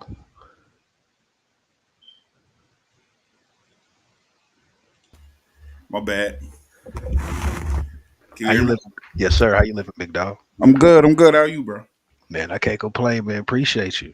All right. All right. Nah. I'm sorry for what I mean. I got off at 10. Man, you good, homie. You good. Yeah. I'm catching up. I'm catching up. You know my son's mom, her grandma Gullah. Big up. Yeah, they down there now, like South Carolina down. She moved back down there like 5 years ago and shit. Me and my son be tripping about it. I gave him all them Gullah books that I had, and then I'm gonna order all them joints that you had put me on to. I just been kind of on that school shit. You already know. Yeah, I already know. And congratulations too, dog. I'm proud of you, Thank you. bro. Man, same to you too. Same to you too. Yeah, Appreciate they don't know. They don't know. It's about to be a Yeah. crazy out Hey, here. look, we going ham, dog. You feel Yeah. me? But hey, Def- look, speaking of the low country, and this Yep. weekend specifically, February the 4th, we got the Oyster Fest, big at the court. You know, that's our Gullah cousin and whatnot. So yeah, we got the Oyster Festival down there in the low country, you know what I'm saying? So yeah, shout out to that. Thank you for reminding me about that too. Word up. Good. Good. But yeah, man, go ahead and Bill, man. What you want to talk about, man? We Man, chilling. anything. I don't care, bro. I'm about to roll back up. I'm getting stone rolling. It's medicine time. It's Friday. Um, I got smoke for anybody this whole 2024 year. Oh You know what I shit. mean? Whoever want work can get work. Um, what else? What else I want to say? Get on your techie shit. Mm-hmm. Black people get involved with the STEM. What up, Zane? What up, everybody? Mm-hmm. Um, what else? Follow all the gangs. Gullah, Black us, Brown Black Table. Brown. Hold it down. It's the table in the building. We charge Yo, colonialism. Let me tell you something. Listen, if y'all haven't followed old Goon spiritual street shit yet, y'all are missing Banger. out. Listen, Banger. yo, y'all are lunching. I'm trying to tell you right now. If you don't follow it, you're lunching. Listen, you can read all the books you want. These people that practice it, they live in the John. You know what I'm saying? That's Oh, sources you could trust. You dig what I'm saying? go an official tissue. Official tissue. You know what I'm saying? So I be like, yo, listen, bro. Ogun is what we call in the low country. That boy for true. Yeah, for true. You sound like my granddad. Is that shit for true? I took you back. Yes, it did, bro. You just made me smile for real. There you Like, go. grilled cheese. Yo, my shit is cheese right now. I'm going to off. Yo, my whole fucking face out. Word up. Hey, shout out to Sean P, Mossy Warrior Clan. Man, Yeah. everybody, yo, not a coincidence. Each one What up teach. with the Mossy, man? What they been up to? I don't Man, be on the YouTube streets that heavy no more. nah, I feel That's you, why I man. think I ain't been getting y'all notifications. I mean, I ain't even really. This is my first live all year. Oh, okay, then I wasn't missing it. I kept Yeah, thinking I was yeah. missing shit. Cause they Mhm. snuck that black exploitation joint in on me. Real smooth too. Like I Real was just, smooth. I randomly was scrolling and I seen, oh shit. Yeah. Yeah. Oh Word yeah, up. finish the shout. Straight to each one, teach one, MBK. Word up. The big Mhm. homies, man. Rob Borson, Mhm. man, true historian, bro. Mhm. Like Mhm. that shit real, man. That shit real. Start where you stand. Word Start up. with That's why. saying PA Black History against everybody. Okay, that's fair. So I gotta hold it down with the I've got something to say. You Yeah, feel me? yeah, I like to hear. You feel me, bro? Oh Word up, yeah, man. oh yeah. I Word just up. posted that one John. I got this Pennsylvania Black History book. I tore it through that bitch. I love that book. Hey, look, I'm gonna go while it's on my mind. I got this shit called Moon Boots. You might want to try that, dog. Moon boots. That shit had you though. Yeah, hold on. The shit I got Hey, is called well, I got y'all here, man. Hit the like button for me, man. I don't be Yeah, tripping on please shit like, like that, but share, yeah, jump word on it. up, It's word Friday. up, What you want to rap about? I'm man. Look, lightweight free. You know what I mean? Like when we done, I'm gonna jump back in class. I ain't even gonna hold you. But same here, same here. mhm, mhm. I ain't even gonna hold you, but my shit ain't due till Sunday at midnight, so we all right. We got time. So this is my only day off in a long while, so I Yep, enjoyed it. I ain't even yep. gonna lie. Word up, man. But shit, man, I'm cooling, bro. I ain't gonna. I had one Abo in the chat, and I wasn't even aggressive with him. Is that who I was was asking me about Haiti? nah. That's not a coincidence, homie. Yo, he's interesting. Yeah, You know when you got a homie and they got a homie and you know what I'm saying, that's just your homie. You feel yeah, me? just being respectful. Yeah, you feel me? Yeah, Yeah. I get it. But Yeah, yeah. He's a real indigenous though. He's not like a fake Abo. He's like a real indigenous though. He just young as shit. That's all that is. Yeah. oh, okay. So Like young. he's really black Indian or just an Indian? No, he's a real life. I forget the tribe. Don't quote me on that. But he's a real life one of like First Nations people type shit. Okay. Did they Yeah, have Monte, slaves? pull up. Nah, he ain't. Nah, he ain't from the southeast. He's I think from Cali, either Mexico, one of them two. But yeah, Oh, they the ones that turned Mexican when racism hit California. type shit. Let me I stop. think. Don't quote me though, bro. I I ain't might even be gonna start lying, but taking yeah, shots. but I know. But he a real life. Yeah, whatever. You hell, bro. Yeah. Hey, shout out to Monte, yo. If I ever hear the any Afro beat I play, like the yeah, that's Monte on the beat, man. So Oh shout out to nah, my brother Monte, he was Monte. on who you talking about, Zane? Or you talking about Nah, I'm talking about Monte on Clubhouse, Monte. right? The little DJ dude? Yeah, Yeah. Monte. Yes, that's the brother, man. Yeah, that's him that Yeah. made my beat. It was two. I got two of them. I be rotating through. Yeah, man. Oh. Shout out to him. Nah, where's Zane with his fucking beats? He got some bangers too. He on SoundCloud. Bang. What? Yeah, don't lunch. Man, Zay, drop the link, bro. Shit. Hell yeah. They be scared. I was You know, scared too. I ain't gonna hold you. I ain't really tell y'all how I got down with the art for like 2 years. hey, speaking of art, Vaasa, where the hell you at? I know you probably working, so you gonna hear me. And yo, check it. Oh, there you go in the chat right on time. Boom. This nigga sent me them fucking pictures, yo. You put in the Discord, bro. Fire. Fire. I'm like, oh man, tough. Tough. Hell yeah. That's Y'all why I niggas go said hand that. with that shit. Yeah, better get with this tech shit. That Hmm. version 6 of Mid Journey's a bitch. Hey, listen, It's not over. even for nothing. Well, I'm about to go way too techy. Now I almost did. Ooh, I almost black nerded out. I was about to talk about fucking IPv4s and I mean V6s and Yeah. shit. Straight DevOps. I had to bring myself back. I ain't in You class got right now. Let me just. sometimes you got cussed out too. And she's like, "You scrumming me right now? Are you scrumming me right now? Is this agile right now?" I was Hey, like, look, "Yeah, it is, but right? it's Hey, worth check it." it, bro. I fuck around, had to troubleshoot my own shit today, and that shit was crazy. Get right on your nerves. Hold on, Right? what they call it? Analytically debugging. Yeah, there you go. Had to end with a debug my shit, bro. Yeah, listen, let me tell you, you better than me, bro. The coding drink, I finished the first certificate and was like, oh, you know what? That is not my gig. But that's all you need, though. Hey, but look, you gonna find everything ain't for everybody. All you gotta do is find that one thing that you fuck with that don't feel like Yeah. work and rock out. Yeah, no, that's why I fuck with the agile shit. You know what I'm saying? Like I got Mm-hmm. the Scrum cert, and then I be fucking with DevOps. Like I'm about to get the testing cert as soon as I'm done with this business analyst. There you go. Big You know up, what I mean? bro. Get the money, dog, because it's out here. Yeah, that's exactly what it's about. Get your money doing something you love, but wait, at the end of the year, I'm gonna move all the way over probably like the user experience and shit. Yeah, they paying bucks for that shit, bro. Mm-hmm. Get somebody to use that shit. Mm-hmm. Been practicing that shit. Me and my homeboy. Well, I ain't gonna just say my homeboy. He really turned into my business partner. We've been working behind the scenes, doing shit with his shit, and the numbers match up. You do your little runs and you get your shit going, and then you start understanding the little algorithm a little better, bro. You can get some bread out here. Hey, you good because you ain't got no record. So go ahead and get you a government contract if you can. Fuck it. Don't play with it. Shit. Who, me? Shit. I'm a fella. Oh, never mind. I forgot. Yeah, I can't. Me too. Yeah, we check right off. Mm-hmm. But you could probably third party that shit. You could probably like slide in and be a supplier somewhere. Not for nothing. A lot of cats be having their own cyber team as far as just penetration testing or setting up somebody email. Hey yo, I ain't know how much money emails nigga email. Listen, like everybody be thinking social media is the shit. It really ain't. Emails still run the shit, bro. Like like everybody don't got Facebook.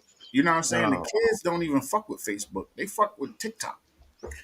You know what I mean? Like it's bro. Oh man, if you got no infrastructure, bro, you good. Or either networking too. But networking ain't for me. I found that out early. I got it. I can fuck with it. Just I'm cool. Yeah, I'm more like a generalist, but like through agile. You know what I mean? I do project management shit. You know what I'm saying? For sure. Top level planning and shit, strategy. But I could have a conversation with you. Like so the whole DevOps shit, that's where you at the AWS. Mm-hmm. You know what I'm saying? But I'm going with Microsoft. You know what I'm saying? Using Azure. Get the fuck. Yeah, man. Yeah, that's what I'm saying. Like, and that's what I was saying. Like, the AWS is taking over, so it's going to be AWS, Apple, and you still got Microsoft is up there. Microsoft. That's why I'm fucking with Microsoft. That's why I'm getting a business analyst for Power through them. Mm-hmm. You know what I'm saying? Like, instead of doing going the Google route. You know what I'm saying? I was going to, but I was like, the DevOps shit is really my shit. You know what I'm saying? I like connecting it all together. So I was like, I want the official name. Get with it. Yeah. Get the bread. Sorry for nerding out on y'all niggas. Get techie. It's 2024. We got put on. And if you don't want to get with it, put your babies onto it, bro. Mm-hmm. Like, not for nothing. Because I get it. Tech ain't for everybody. Everybody ain't interested in the shit. All right, cool, whatever. But I mean, at least introduce your kids to some type of early coding or a Raspberry Pi or something, yo. You feel something small. They got these little tester kits. You got Walmart. They got these little age appropriate coding joints you could start off with. Yeah, you can make like a whole fun bonding thing as far as programming a damn drone and fly that thing around with the kid. Right. That's crazy. My daughter was doing that. Yeah, that's how that was my first little, I ain't gonna say my first project. You know, after you do a little Hello World or whatever. I made like a little app, a little calendar, a little weather app. Boom. Then my second project I did a little flying drone or whatever. That shit was fun, bro. And me and my nephew had fun with that thing, man. It's just crazy. Word. Oh, he put the SoundCloud in there too. Make sure y'all hit that shit. I'm about to hop off air and let you do your show though, bro. I just want to make sure I show love and shit because I appreciate just rapping in the back, you know what I mean? Yeah, so, for sure. Yeah, man. But I'm chilling though, man. Hey, look, like the way, and I kind of feel Danny what he be saying. Like I might start out a show on a certain mission or a certain type of vibe, but then I done got them leveled out. I'm chilling or whatever. I ain't even got down. You know what I'm saying? Because it be like that, bro. I got some heads to chop off, but ain't no heads in here. Everybody, you know what I'm saying? Everybody cool. Everybody understand the information. We just building at this point. We talking about tech. We can always talk about any of this stuff. History. Yeah, any of this shit. Like, listen, there's a Black Chat GPT. Start following her. She on LinkedIn. Facts. They just dropped the damn, I wish I had the fucking link because I don't want to mess none of it up. Basically, there's a black AI company just get into that shit, start looking that kind of shit up. If I learn the code, I'm most definitely gonna code a platinum EBT. Yo, I love Vibe, Yeah, bro. That's my yeah, homie, man. yeah. Platinum Your EBT, vibe's bro, crazy, with yo. unlimited spending, yo. Yeah, that nigga is retarded. Bro, that been a whole philosopher, bro. And hey, Vibe's You like should a just give him a good drum track and let him Socrates. say dumb shit for like 3 hours. Yeah, Vibe like a hood Socrates, bro. He is, bro. He's the Friedman Socrates. Boom. Yo, it would be hot if we had like him on like Negro Diamonds time where he would just jump out, say some shit, and we just post it and see what happened because he's wild as fuck. Bro, the world is lucky he worked like how he do, bro, because he don't be on like that. Not like the Club Life was different. But that was way more like informal. Like, Yeah. we was walking on the porch type Still shit. be on there? Nah, I ain't been on there. Shit, bro. I'll probably say about damn near 8 months. Man, last time I seen it, it looked so different. I was like, I don't even know how to use this shit no more.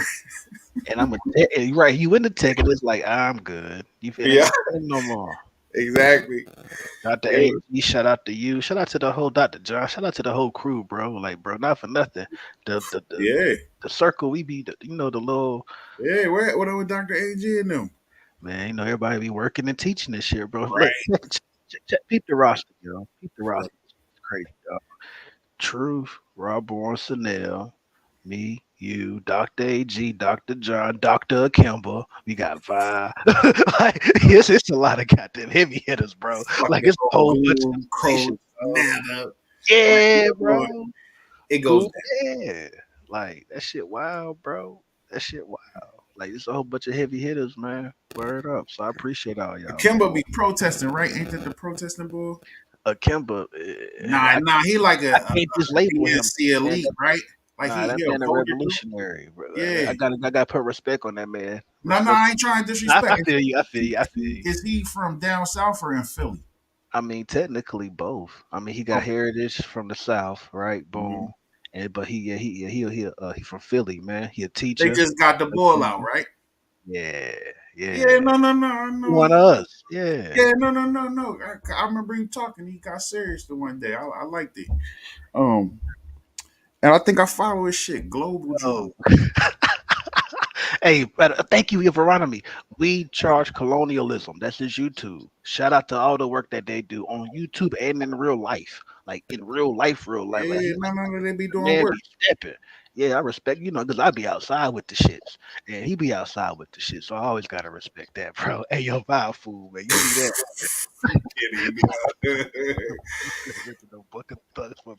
What's wrong with him? Monte. What going on, y'all? Yo, what up? Live and direct. What's happening with you, man? How you living, bro? Well, I'm cool over here, man. Just got finished walking the dog. How law school? See? Yeah, working, bro. I feel you, man. Nah, Monte, bro. Ain't you the nigga that fuck with the voting and shit? Yeah. Yeah, nah, that's the nigga I'm talking about. My bad, bro. No disrespect, because the other boy's still serious, but nah, he was going in on the bull the one day. Yeah, Monte, yeah. Monte, the other color nigga from where I'm from, that be snapping on niggas too with the quick. Yeah, nah, but he was on that shit though. What you say? Remember how Black got that twin? You know Black, right? Who I'm talking about when I say Black? No. The sister from your neck of the woods. Oh, the one that be cussing me out, hating on my city. Remember she got a twin? No, I ain't even know that. I'll take her twin, bro. Them niggas cut up when they together, bro. Oh, you know, like that. Okay. Yeah. I be taking shit too serious. Yeah, no.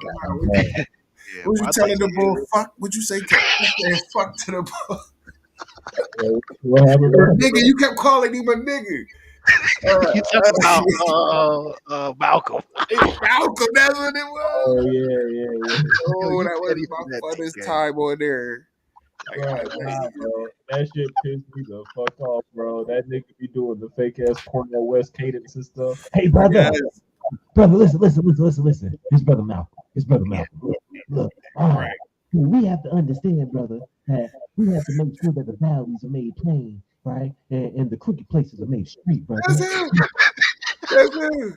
Yeah, Yeah. brother. Look, brother. Look, brother. Listen. Martin King. You know, like any of them niggas when they start calling him Martin King, that's when they like the descendants of this nigga. They be like, Martin King. Yeah, he said that we felt like we are leading our people into a straight burning building. Brother Malcolm out. He's your brother Malcolm out. Yeah. And he would dirt on you after saying some dumb shit. Yeah. Serial dart on you. Facts. Yo, he would. And that's what he would say too. And just, I don't want to be a part of this conversation because you keep calling me nigga. My bad. I'm gonna hop off here. I told you I'm gonna let you hop, bro. It was holy as fuck. I wasn't gonna say nothing until like he kept trying to get people to come into his room, right? And then like one day, bro, I'm trying to get into his room and I see the room rules and it's like absolutely no calling people the N-word. And I'm like, nigga, what? Yo. I can't say nigga on Clubhouse. Yo. That shit was crazy. This nigga trying to 2,000 Al Sharpton me. Bro, that shit crazy. Yeah, he really did it too. He really that's why I was like, yo, the bull is serious because I heard your credentials. I ain't going, you know what I mean? I know you don't be stunting on them. But you checked him and I was like, yo. And then he ran straight out of there. He's like, all right, nigga. My bad, bro. I just thought that shit was hilarious. Because bro, I be kicking jokes all the time, bro. So like people don't know I be flashing, bro. I'm Gola, bro. I mean, there's that Geechee temper, bro. Like I flash, you know what I mean? It's a slow burn, but when you get there, it's there. And yeah, I don't like them niggas that be looking down their nose at niggas because they don't say nigga. Right. You think you cool because you go to the Curtis thing? Like nigga. That nigga for nigga. I heard the phone. Yo, real shit. But yeah, I'm gonna step off, yo. Please keep it popping, bro. I'm gonna hit you in the joint, yo. Good to hear from you too. Please be safe. Already, man. I appreciate you, dog. So, Word up. Keep doing what you doing, man. I got you. Already. Monte, how you living, brother? Cooling, man. Cooling, bro. Just here preparing for this damn game tomorrow.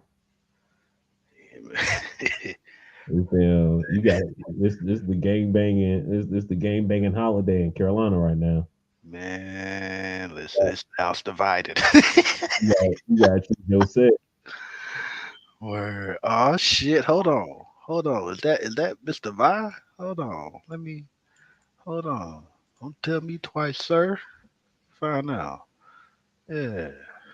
I seen the Duke nigga, Tyrese Proctor or whatever his name is. I seen that nigga at the shoe store the other day. I booed that nigga. Yo, you fucking petty shit. That is so you. That is so you, bro. Nigga walked in the shoe store. I booed this nigga at the shoe store. Monte. You hell, bro. Hey, I gotta tell you the newest talking point, bro. Don't get mad. Oh shit. What they love me now? Nah. Well, yeah, but they are there. That's dang nothing new. Check it. They said that Gullah history started with a Buckra lady. What? I ain't catch the name. I don't know what name that they attributed it to, but it was like, yeah, the origins of Gullah history, some Buckra gal.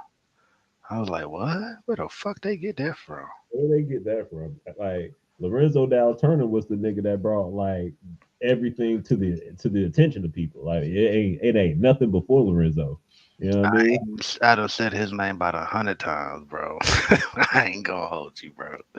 And the only thing I could think of before Lorenzo like talked about it was what was the general in the army that wrote the book and he was talking about, you know what I mean, like the general of the colored troops that was over in St. Helena Island and shit. He wrote a book talking about the accents and stuff, but it won't like the definitive like, oh, this is what this word means and this is what the root come from and all that. Like, nah, that's Lorenzo Dow Turner. You gotta go check the old records, the field songs, all that being recorded. Alan Lomax coming with his field recording and all that. Like that's Lorenzo Dow Turner. Mm-hmm. That's a fact, bro. Hey, yo, Andy, yo. I'm trying to be cool because you're not a C homie, and that's my homie. But don't be doing the weird shit over here, man. Come on, dog. You know I don't rock like that. It's very certain kind of way over here with me. You know what I'm saying? But yeah, go ahead. We could continue, bro. I just had to get that PSA up out the way. Yeah, I be trying to be diplomatic and shit, bro. I done changed a lot, bro. Not really, but I try to have some more patience. That's funny as hell. Hey, BBO, you good? You ain't did nothing. I said Andy. Nah, hey, bro, didn't Buddy leave the same comment an hour ago? bro. Yeah, Vasa. What up, Hey, bro? hey, fam, go ask Chat GPT, bro. Go ahead. Right? Like, how do you feel about right? Like that? Actually, you better have a better conversation that part of doing that shit over here. I ain't gonna hold You go ask Siri, bro. What's Like, good, y'all? Can y'all hear me? you. Yes, sir, black man, loud and clear. it's good, vibe. Gi- Give me a second. I'm getting in the car headed to work. Give me one more second, y'all. You good? Take your time. Be safe, man. You better be doing some hands-free driving. Hell yeah. Hey, appreciate Vibe because I ain't gonna hold you. Vibe made sure I went. Well, he gave me some extra motivation to make sure I go live because I be saying I'm going live and that shit be happening. I just be like, fuck it. I made sure I went live today though. Hmm. Word up. So You look, want to know what's crazy? Bro, I didn't even go to sleep waiting for you to kick it off. damn. See, don't tell me shit like that. Oh God no, you damn. you you good. Every time I started nodding off, you know how shit be in your subconscious. Jump up, looked at my phone and had to listen to all the knuckleheads talking till it finally manifested. So thank Man, you for finally going live, cause bro, it been dry out here. Whole bunch of uh, we done seen grown men cry on live I ain't gonna too, say bro. no names, but I cry every day, so that don't phase I me. ain't talking about that though. I'm talking about this. They getting so Oh, in depth with the weird internet shit that they crying online, bro. Like that shit. Nah, it's so much too much weird shit. So we need some real. You know what I mean? Bro, I swear it's been so much weird shit going on. You know what I mean? Like, February just got here. you know what I mean? Like the Coke Boys Entertainment over there. that You know what I mean? You that's know one thing that's kind of Coke Boys kind of Entertainment. bothering me at the uh, at the moment though, y'all. Mm. the House of Coke Boys, HOK.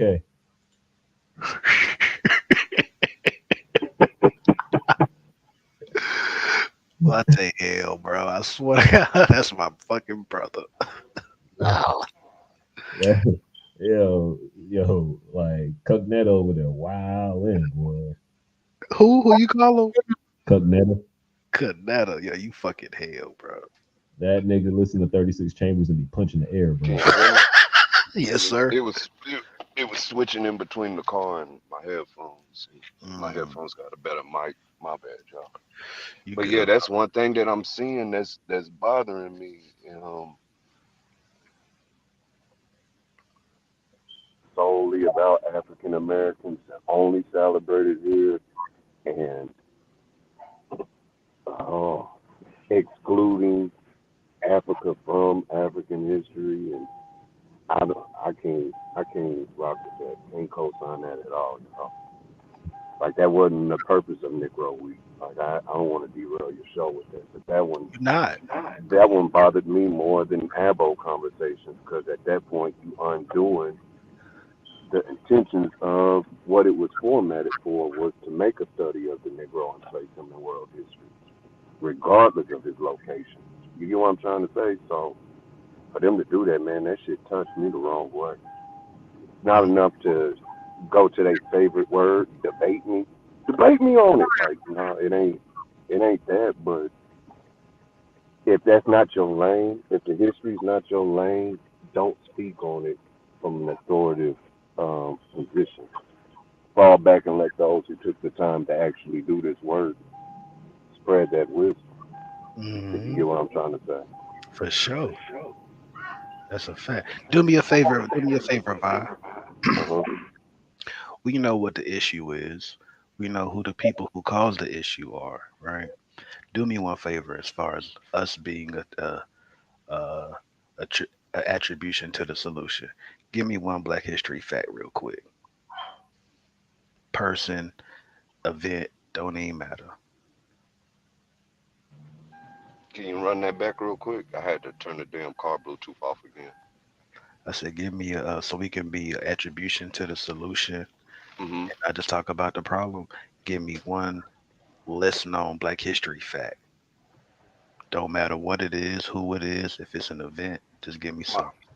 my personal favorite one at the moment that slept on, and this goes into your corridor, is when Sherman made the proposal to make a all black state out of Florida and allow it to be part of the Union and leave it in our hands. What hindered it is the idea of a diaspora and us becoming a world power. And when we know how to analyze these things and look at it properly, if that don't put the self-esteem that we can actually do it in you, then I don't really know what else to say. You get what I'm trying to say on that? Hmm. Like they prevent it because they fear it, if you get where I'm going. But Nah, I feel there's so many of them that we can speak on, but that. like that's one that I don't see anybody extracting out and bringing it to the forefront like this was an actual historical event. Whether it manifested or not is not my point. You know what I mean? But this is a precursor to the 40 acres and the mule out there in the corridor. So, I feel that. Hey, you my brother. I love you. and you Put your know, damn and you seatbelt know, on, bro. Hold on. Put your seatbelt on, bro. oh, I gotta tell you. I you gotta already, tell you. you already know that. I gotta tell you. Yeah, yeah. I What get was you about pulled to say? over because I'll put my seatbelt underneath my armpit. If you get where I'm going, like not up on my neck. I don't want to tell why I do that, but learning how to, uh, they called the class automotive refinishing and repair. But learning how to do body work, the first thing we had to learn is, how these wrecks take place and what happens on the inside. And Gotcha. yeah, that kind of altered the way I look at the seatbelt. So I wear mine differently. I prefer if people can get their hands on them, the ones that go over both your shoulders, kind of like the things at Breaker the roller seatbelt. coaster, yeah, Oh, yeah, or the race car ones.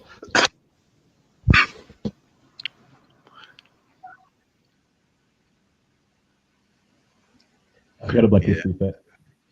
Go ahead. I was just about to ask you, The- brother. What's up? my nigga with the blackest name ever that ever worked at NASA, Lonnie Johnson. You know what I mean? The story about Lonnie Johnson. One day, when Bucker had NASA telling Lonnie to go do some work on a jet pump or whatever, Lonnie like, all right, y'all boy, you gonna tell me go do it? I'm gonna do it.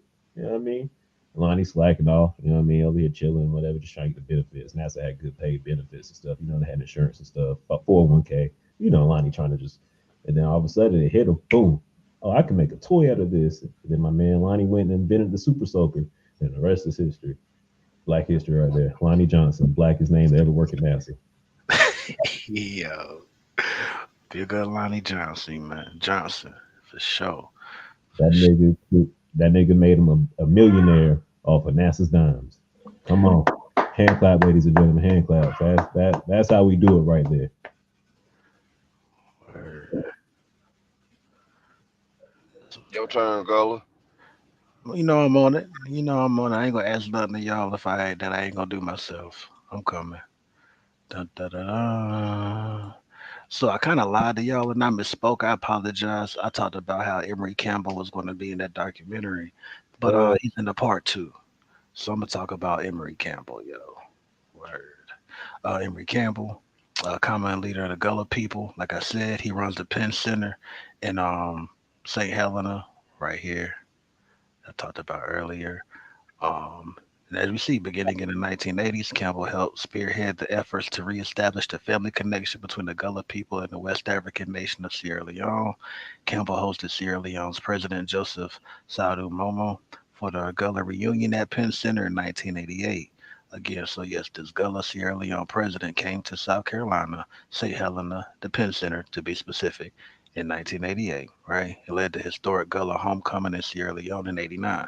These events took place in the capital, Freetown, which we watched all of this stuff just now in the language you cry in, right? The Midday Village. Sierra Leoneans were made Campbell an honorary paramount chief. So when I said we're gonna see what happens to him later on, we saw that the Moran woman, the Moran elder, she became what her name was translated into elder mother. And we saw how they made Emery Campbell, this world renowned Gullah historian, a chief, right? Royal title right here. And yeah, these events are chronicled in the South Carolina educational television documentary video Family Across the Sea, which came out in 1990. That was a good year too. Big up to all my 90 baby show. Word up. We out here. And so yeah, boom. That's Emery Campbell, yo. We can get the Penn Center right here, right? Located St. Helena, right?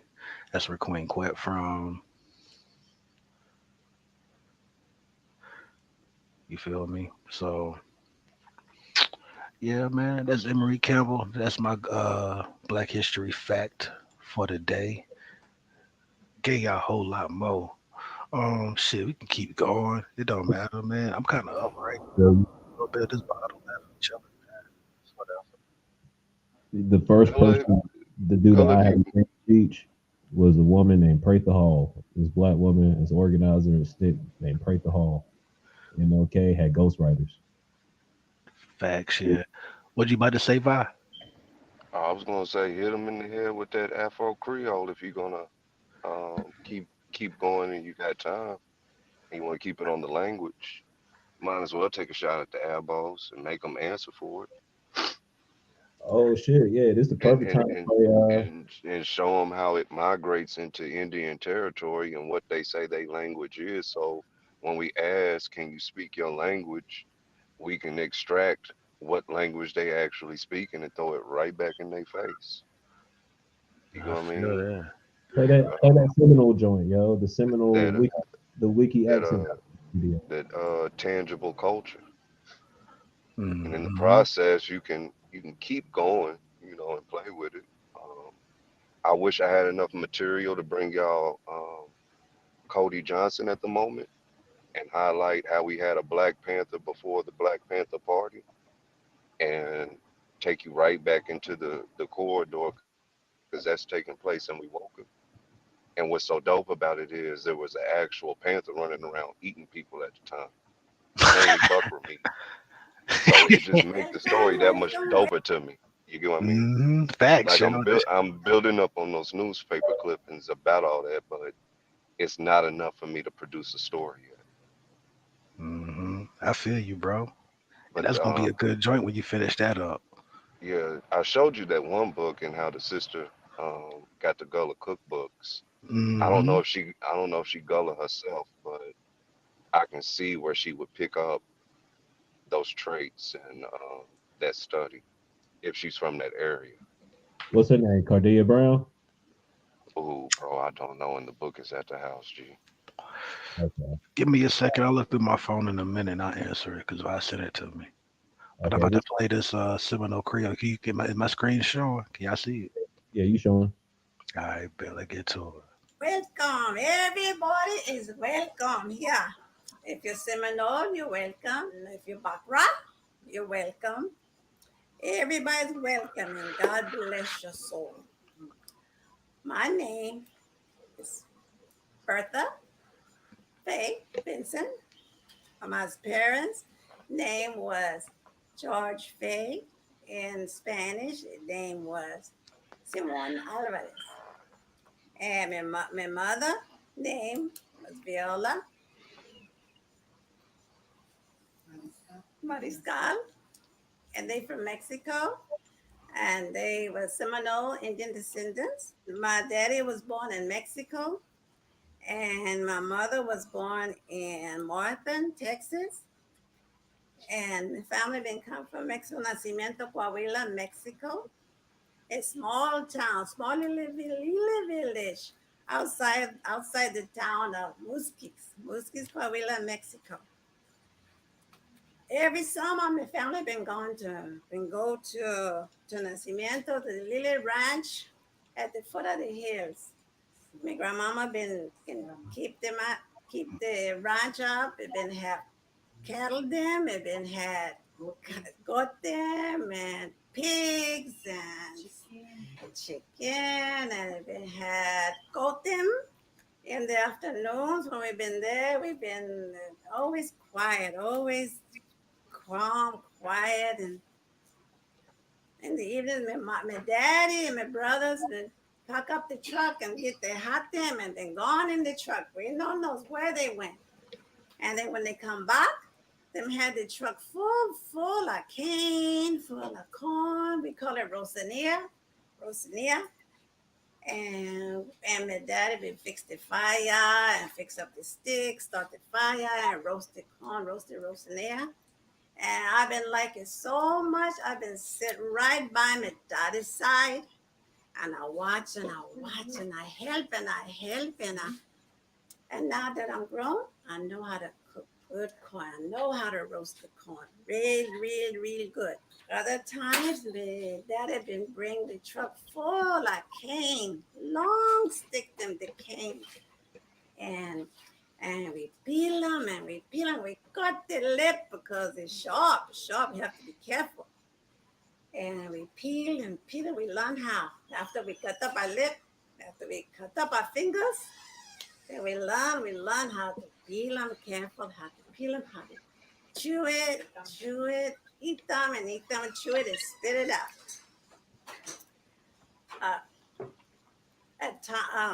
Other times, sometimes they been kill a bull, a calf, and all the people that live around the villages, they come visit. There was so many, I never even know that they've been lived there. They come and where they come from, where they live. I never knew there were so many villagers. And they come, they help, they cut, they dry them to make dry meat. And my daddy even get the bull them and lay them out over there and kill the bull. And after they've been finished, the other bull them, the big old Brahma bull with the big hump on the back, they come, they smell around there. And I don't know why, but then they start to fight. They come back, they back up, and they run into each other. I was a little bitty girl. And I remember I was so scared, but I had to see. I was up against the fence, just to watch, I've been to watch. And I remember really good. My daddy been come to the kitchen door, and they been yelling at me, get away from the fence. The bull gonna come and crush you. Well, I didn't know. My daddy been saying, so I back up a little bit, back up. The minute I back up, big Brahma bull come rolling, hit the fence where I was. Woo, Lordy, I was okay. I was good. Here I am in Mexico in the little village where nobody had washing machine and no.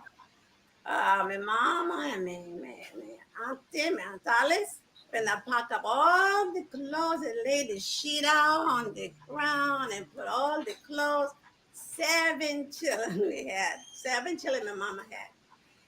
And it folded up, tied up, put the big old thing up in the truck, and we going to the Indian Creek. And that's where my mama been wash the clothes in the Indian Creek. My mama been make the fire for the clothes that she buy. She buy the clothes, the white ones, and she been scrub it on the scrubbing board in the water.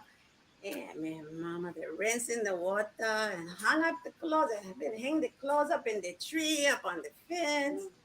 And me and my brother, we've been the little ones of the family. And we play all day in the water, waiting for the water to get warm, but it never get warm. That water was cold. Spring water. And when we've been bringing a watermelon. The watermelon was hot because the sun been hot. So we get the watermelon, put them in the water. Because the water been cold. And the water make the watermelon go. We wait a while. For me and my brother, it was too long while. That's pretty much the end of that. The Seminole Creek woman, and she had her African ancestry as well with the language. So all these want to be, you know what I'm saying, so-called indigenous people, you know what I'm saying, where they culture at, where they language, where anything, except for what grandma supposedly said, or her line at You hear the word she said at the beginning? Buckra, already. You know what I mean? Like, come on. Explain how they get to Mexico. Oh yeah, so shit. Since we he in the chat anyway, so we might as well do this show. Let me how I'm gonna do it. I'm gonna type in Buckra. I'm gonna do the people by the tribe. Let's see. All right, we're gonna Thanks. do it like that. Thanks, Gully. Y'all probably not gonna hear from me for a minute because I'm up here officially on the clock. But thanks, bro, and much Hey, love, Monte, to the audience and future Please, listeners. Respect. Happy Black History Month. All that good jazz. you already know, Y'all, homie. Appreciate you y'all keep it pushing. already. So what we got right here, yo, Buckra. A Bakra is a term of West African origin. It is mainly used in the Caribbean, the Southeast United States, i.e. Gullah Geechee corridor. Originally, it was used by slaves to address their white owners. Later, the meaning was broadened to generally describe white people. Buckra has been found in many variants, successively Bakra, Bakra, Bakra, Bakra. This is pretty much saying the same way, the different spellings and more. It probably derives from the EBBO. Shout out to EBBO in the chat and Efik, a long word Mbakra, meaning white, European. Boom. The word traces back to the 16th or 17th century slavery when slaves were transported from West Africa and Central Africa to plantations in the Caribbean by European colonizers. Initially, it was used as slaves So we get it. It is a West African origin word. That means what? White people. Used where? In the Caribbean and southeast of the United States. So, boom. And that's just one example of what 3,000 words and names of African origin that we use. Yeah. Look, here we go right here. Gullah. Them slaves spoke on English-based Creole language later became known as Gullah. Right? Boom. And yeah. And shit, since we still on the language right now specifically, let me find them. Since we here, since we are here, I want everybody to follow this brother's page. Let's see. Dun, dun, dun, dun, dun.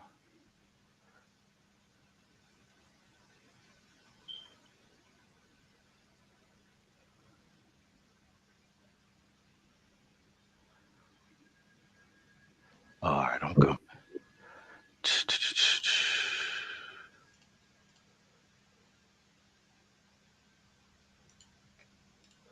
So this brother right here, Soma Show, from St. Helena Island, Gullah Geechee linguist. Again, a Gullah Geechee linguist. He actually teaches it at Harvard. So yeah, and boom. Oh, that's his merch or whatnot. Okay.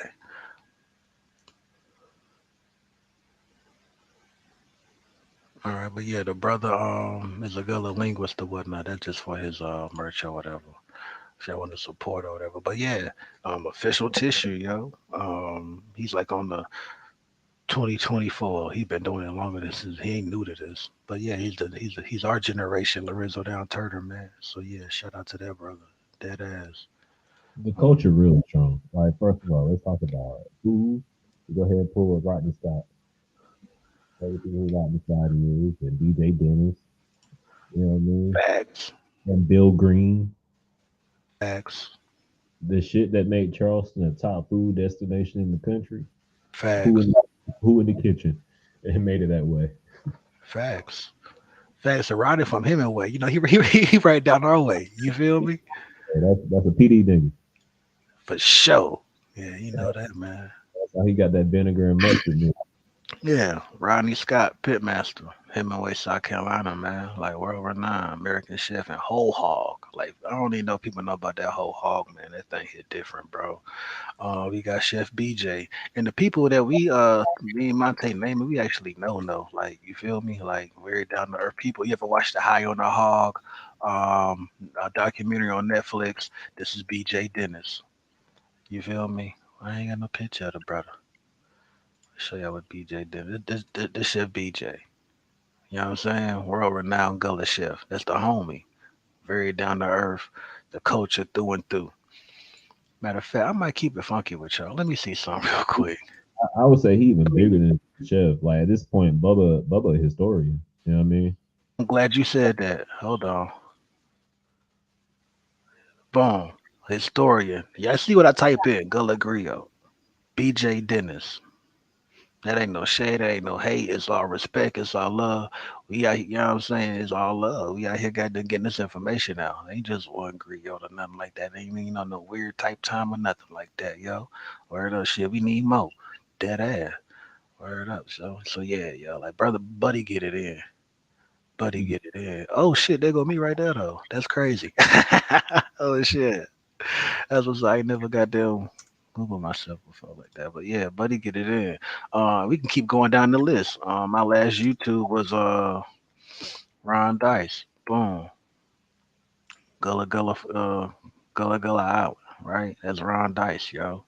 Him, his wife Natalie, a real life couple, real Gullah Geechee couple. They family and whatnot, bro. Like you see the blue bottles and everything. Big up Simeon. Like real life. All from the show. Big up not a C. Is those oh shit. Big up not a coincidence. Y'all check out his Instagram. Y'all gonna see those ironworks and everything throughout America. All these Indrika symbols, right? Big up Philip Simmons. Man, let's get to it then. I ain't gonna just talk y'all to death. We gonna get to it. Who was Philip Simmons, people?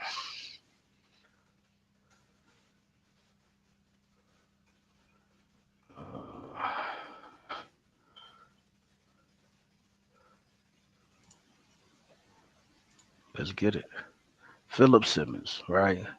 American artisan and blacksmith, specializing in the crafts of ironwork. If y'all don't know, ironwork is a West African carryover. It's a tradition. We've been ironworking for what? Sean in the chat, what, 3,000 years BC type shit, right? We see this Daniel Island, South Carolina, Charleston, South Carolina. Ironwork, whole bunch of West African shit, man. Whole bunch. You see, oh my gosh, look at the look carryovers, man. Culture, facts. You know what I'm saying? It's a fact. Awards and honors, National Heritage Fellowship, National Endowment for the Arts, bro. Like Yeah, what? I can't see your screen, bro. What? It say I'm showing. Am I tripping? Can y'all see the screen? It's still like I still see your when you were looking up BJ. You might want to skip up in the chat or so in the stream. Or you I don't know. It say I'm showing, bro. Let's try this again then. It's all gravy. Um, where was I at? Philip Simmons? Yeah. What about now? Yeah, now I'm showing. I bet. So yeah, we got Philip Simmons. I'll start back from the top. Like we got Daniel Allen, South Carolina. We died in Charleston. Culture through and through, man. We see this African symbols and everything all through South, all through the Low Country. Well, Charleston specifically. You know, Simmons continued to teach his craft to younger artisans late into his life in '91. That's the year I was born. Big up the Big up vestry of his boy. church. Facts. St. John's Reformed Episcopal Church formed the Philip Simmons Foundation. Boom. Now, Anson Street. You know what? Let's get to it then, man. Cause now they done fucked up now, bro. I'm on one. I'm on one. And it's Yeah, just too much information. Anson Street is. Anson Street is right around the corner from Gadsden's Wharf. Hmm.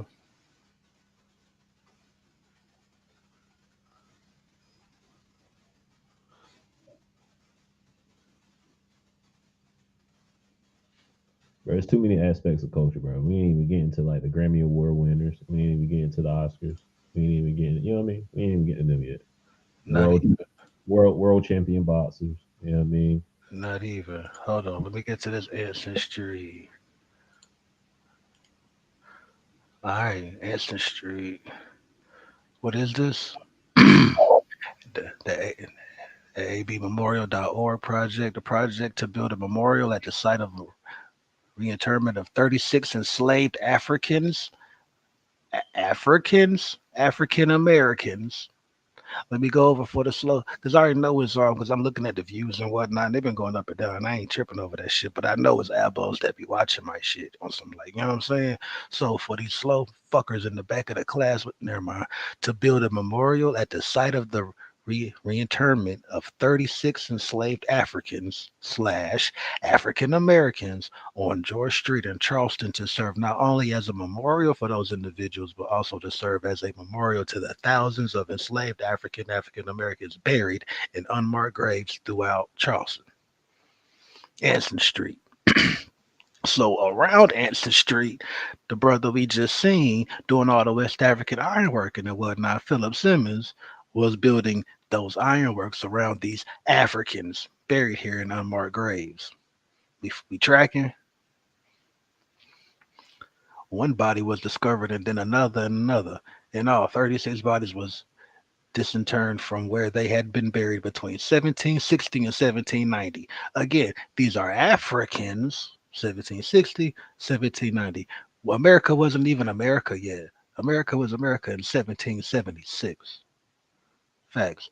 They were the remains of enslaved Africans or African Americans, meaning African descent, meaning they had a mama or whatever the case, or a parent, or it might have been second generation removed. Who knows? Africans been in South Carolina since 1526. For the slow kids in the back again, their remains buried in now unmarked sites, as is true for literally thousands of individuals and over 80 grave sites that have been identified in Charleston. Similar discoveries have been made in Charleston for years, but the discovery was different. The Gilliard renovation was a city project, and at a time, the Gullah Society, founded in 2012 by Dr. Ade Ofunyi, Dr. O, again, Gullah Geechee Discord. I told you I get familiar with the Phillips family and Dr. O. This is Dr. O. See how shit be coming together? A professor at the College of Charleston and the grandson of, oh my God, and the grandson of the iconic blacksmith Philip Simmons, had committed to documenting these grave sites and honoring the individuals buried there. The grave site was not simply to be noted and then immediately forgotten. Again, the grandson of the man I just showed y'all doing all this West African ironwork, 3,000 years old, over here down in the low country in Charleston and shit. The grandson is still doing it, and is a professor at the a professor at the College of Charleston. He don't cross the water. We know what that means now, right? Right. All right, cool. Boom. So yeah, man, and we could just keep on going. Oh shit, they don't like DNA though. So should I read this or not? I don't even know if it's worth it. But I mean, it is worth it because I don't got weirdos in here. But for the weirdos, let's go. Ain't even relevant. Fuck it. The ancestors were Gullah. Hold on. The purpose of the current project is to make all this work come to fruition, with the memorial worthy of the site and of the Gullah ancestors buried there. The Gullah ancestors, which are African and African descent, buried there. And we got the languages, the culture, the quilts, the fauna baskets, the words, the names, the culture, worthy of Charleston, worthy of. Say what, brother? The music. Facts. Worthy of Charleston and worthy of the other 80 unmarked grave sites of Africans and African Americans buried before 1865. The ancestors were Gullah. The DNA analysis conducted by the University of Pennsylvania was meticulous and traced the ancestors. I've repeated Pennsylvania for a reason. Shout out to the 215. and trace their ancestors to West and Central Africa. As members of the Gullah Geechee culture, their interment is a marker for the many Gullah Geechee individuals whose graves have been left unmarked. In the words of who, Monte, who's that? Do you see that name, Monte? It's all good. Victoria Smalls. Who's Victoria Smalls? The descendant of Robert Smalls. Who's Robert Smalls? The African descent man who during the Civil War stole the Confederate ship. His descendant. Oh, okay. Don't So forget Congressman.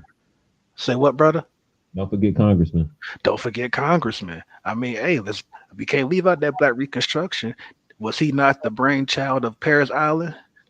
Shout out to the Marines, right? Like public education in South Carolina, right? So I mean, hey, we in here, man. So his descendant, right? His descendant, Gullah Geechee individuals whose graves have been left unmarked. In the words of his descendant, Victoria Smalls, the executive director of the Gullah Geechee Cultural Heritage Corridor Commission, a marker at Anson in Georgia will not only be a place of memory, but it will also be a, dare I say, one of the sacred sites of pilgrimage. You understand? Well, I know you know what that means, Monte, but you want to help me explain to the people who may not be that savvy with the culture what that means? A sacred site of pilgrimage. It's a place for all young children to come here and gather. You know what I mean? Y'all better come down here. Take the people a while. Sit a spell. This is a place of sacred ground. I hope y'all heard him. I ain't gonna lie, you sound a little bit muffled, but I heard you clear.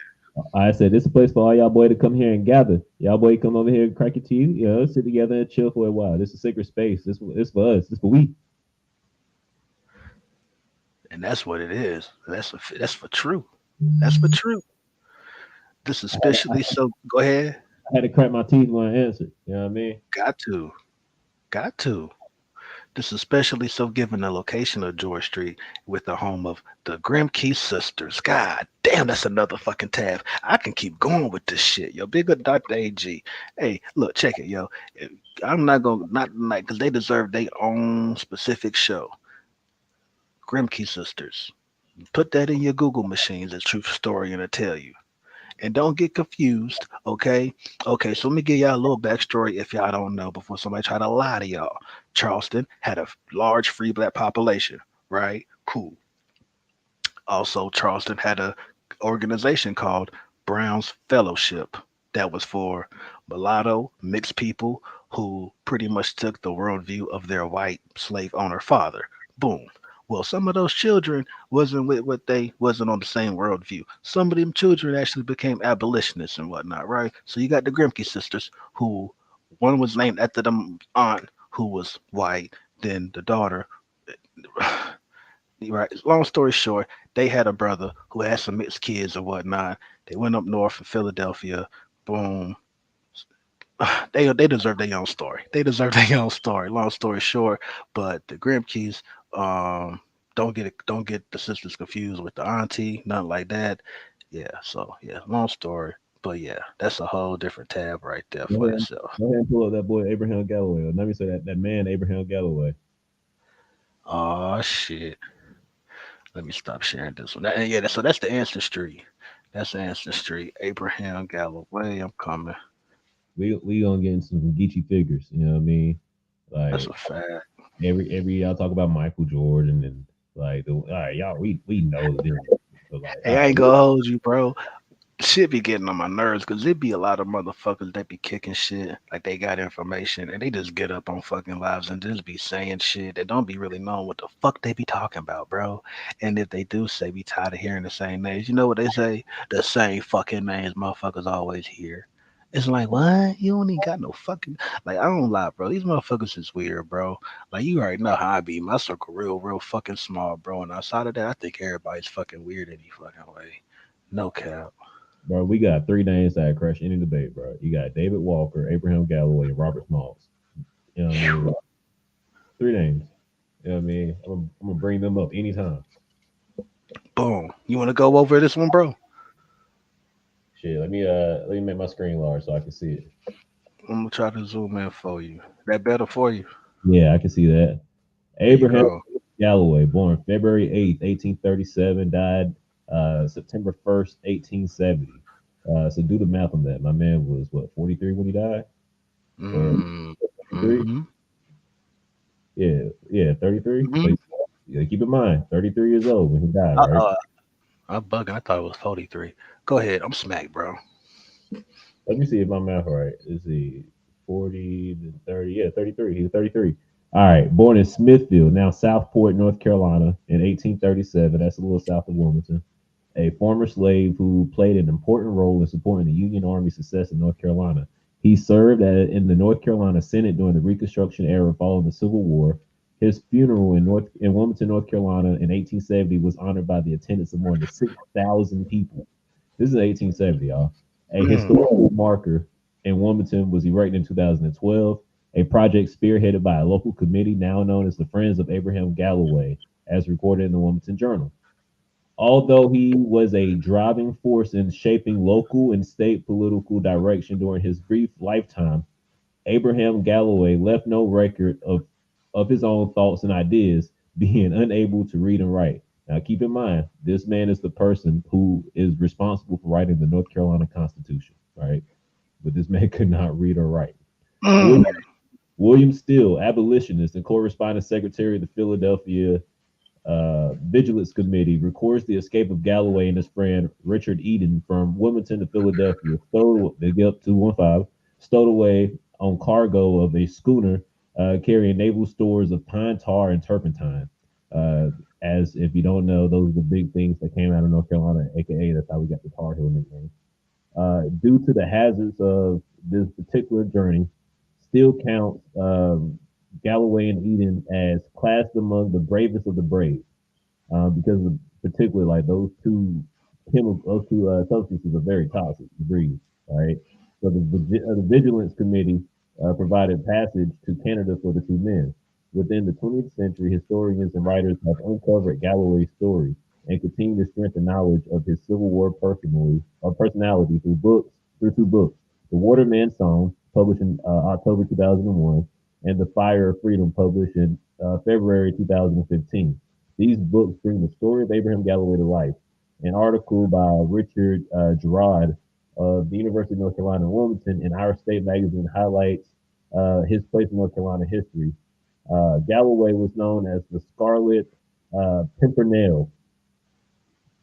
The Scarlet Pimpernel.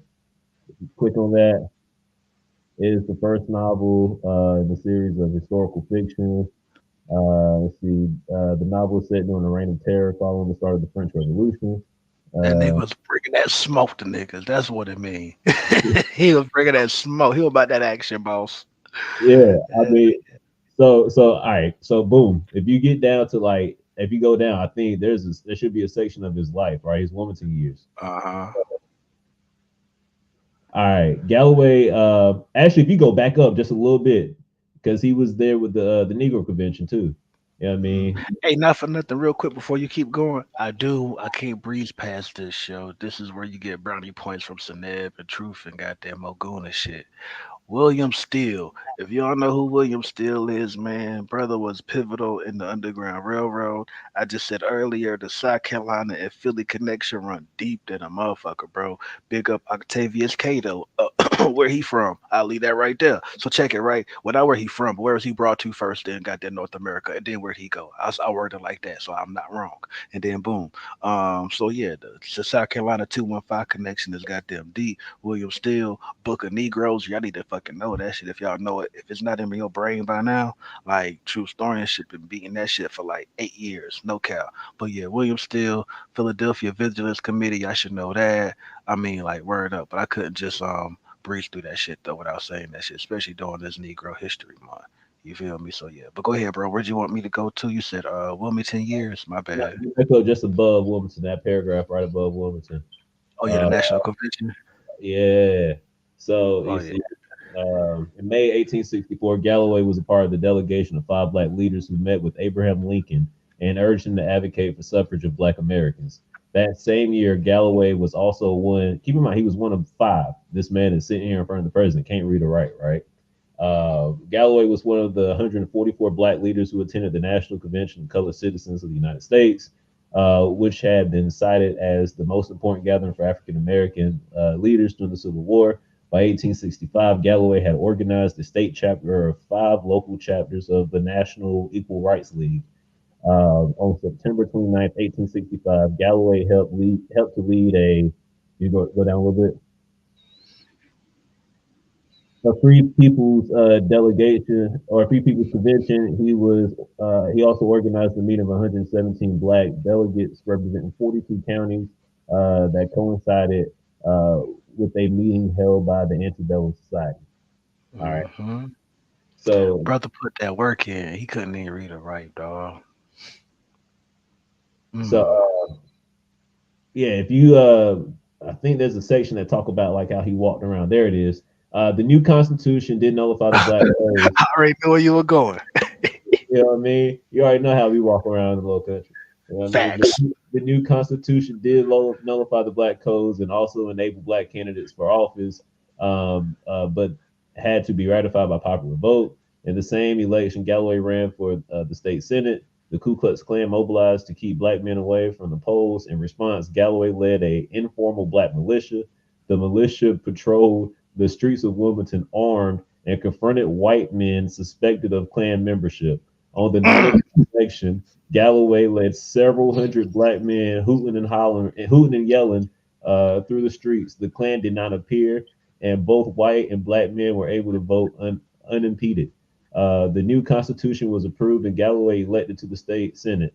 White politicians claim voter fraud. Hey, drop mic, bro. You know what? Drop mic. That's That- it for the night. That That's was it what I for was gonna pull up. You know what I mean? That That's it like for the night. Gullah people, bro. You see where it come from. Facts, men and women. Facts, yo. Facts. Facts. Walk around. Look, yo, the dude ran for senate. Couldn't read or write, dog. Yo, no, And this then took it to the fucking Klan. Come on, man. my man wrote the Constitution and can't read it. Facts. Then he led the campaign to get it ratified. Then he formed a militia on election day to make sure ain't nobody get fucked with when they were voting. And then was doing the patrol shit in the goddamn streets, ready for the. You know I be on that shit, Monte. Come on, man. Come on, man. Even when he died, right? And go and look at the people that was involved in 1898 and who they were and the relationships they had in Wilmington, like Waddell and Furnival Simmons and some of the other people that took place in Wilmington. Those were the same people that Abraham Galloway was punking and bitching when he was alive.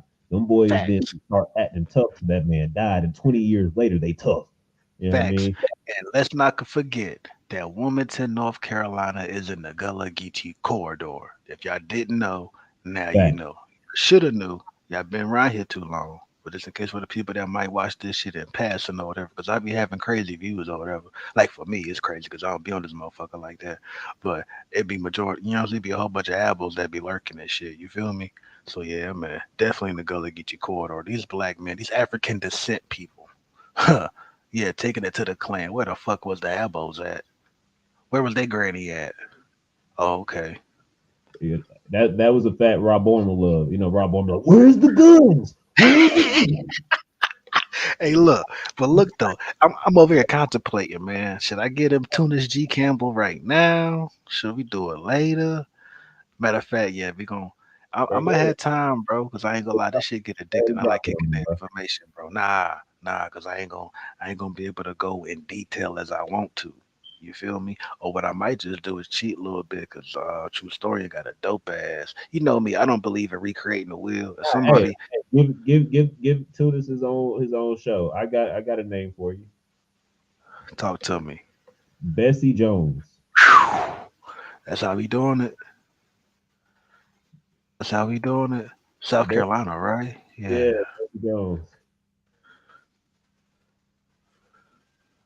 Yeah, I mean, she should be given a Grammy for the songs that she brought out, because our folks, Ranky Tanky, they just put in like modern Gullah spins to the field songs that they were doing back then. You know what I mean? I'm trying to find which one I want though. I might just play a YouTube video from her though.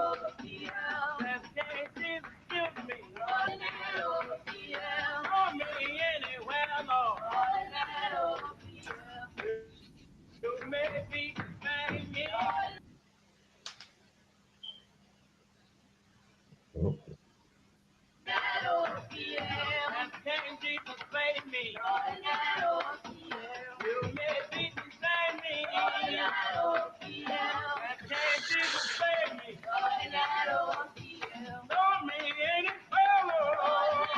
you can put what?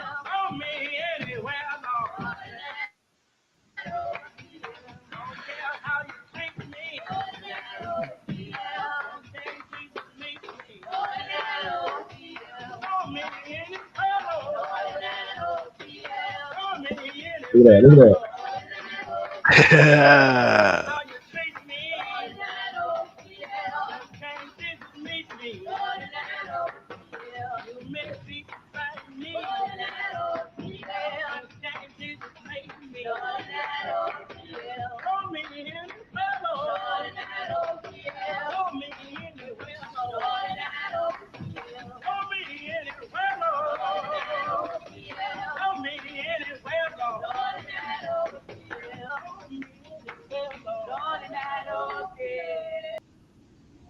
Let me stop Yeah, saying man. that.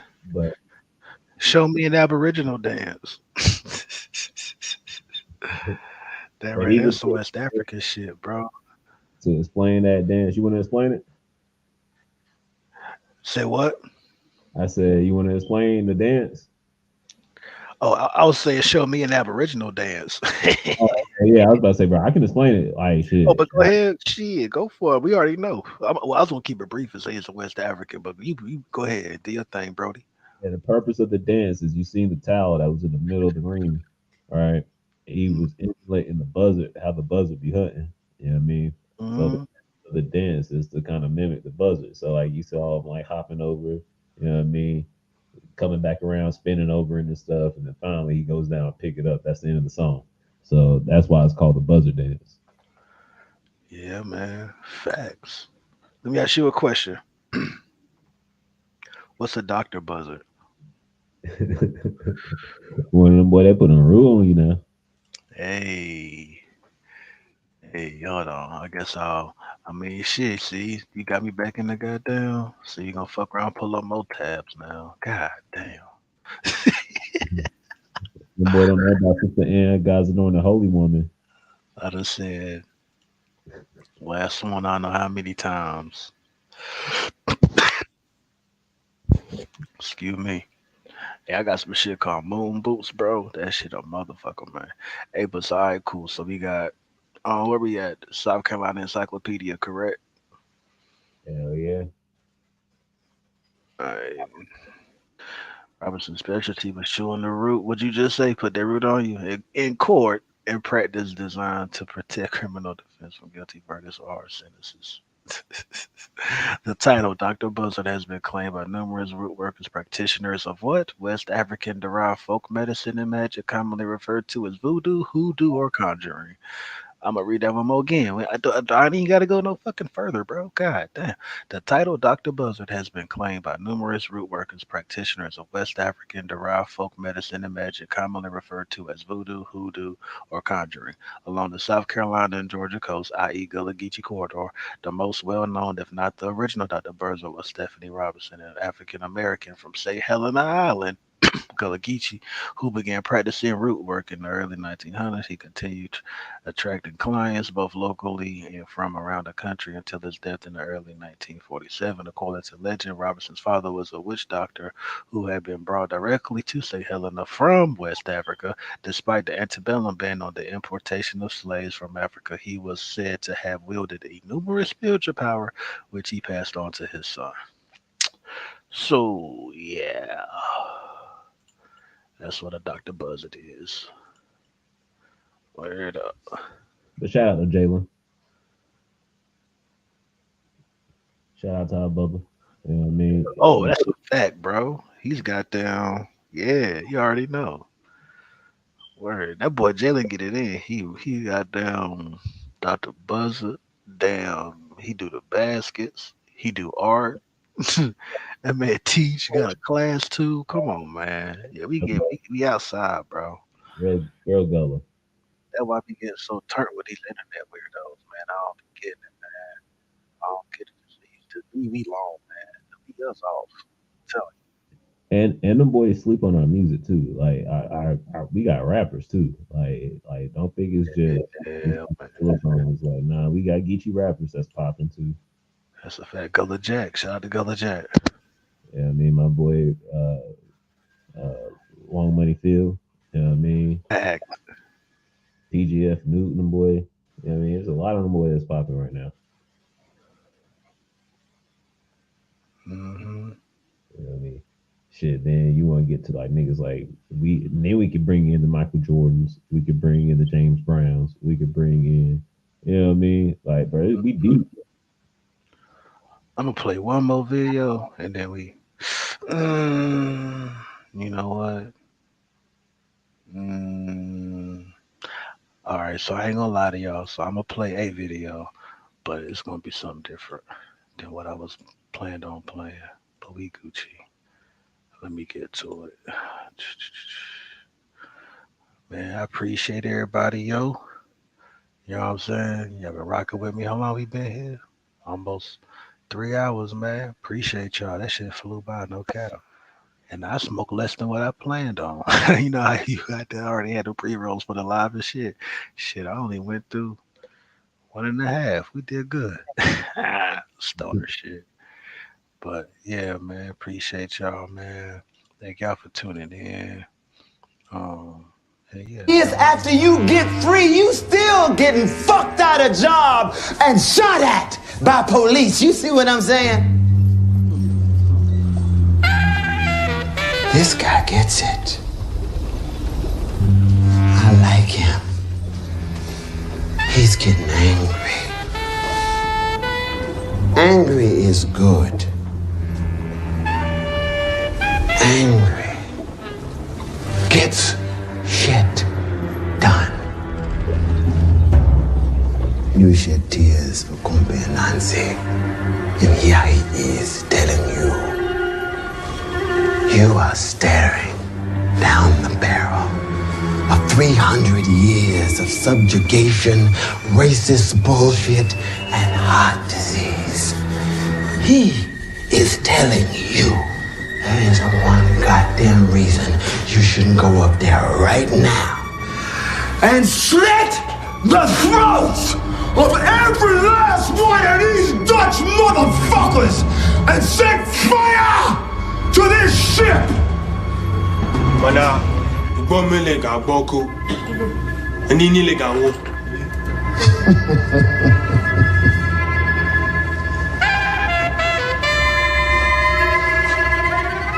You already dead, asshole.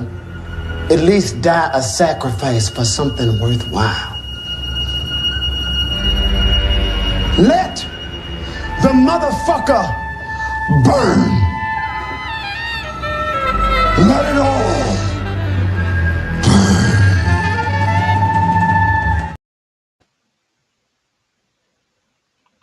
Appreciate y'all, yo. And that's my time. We out this bitch, man.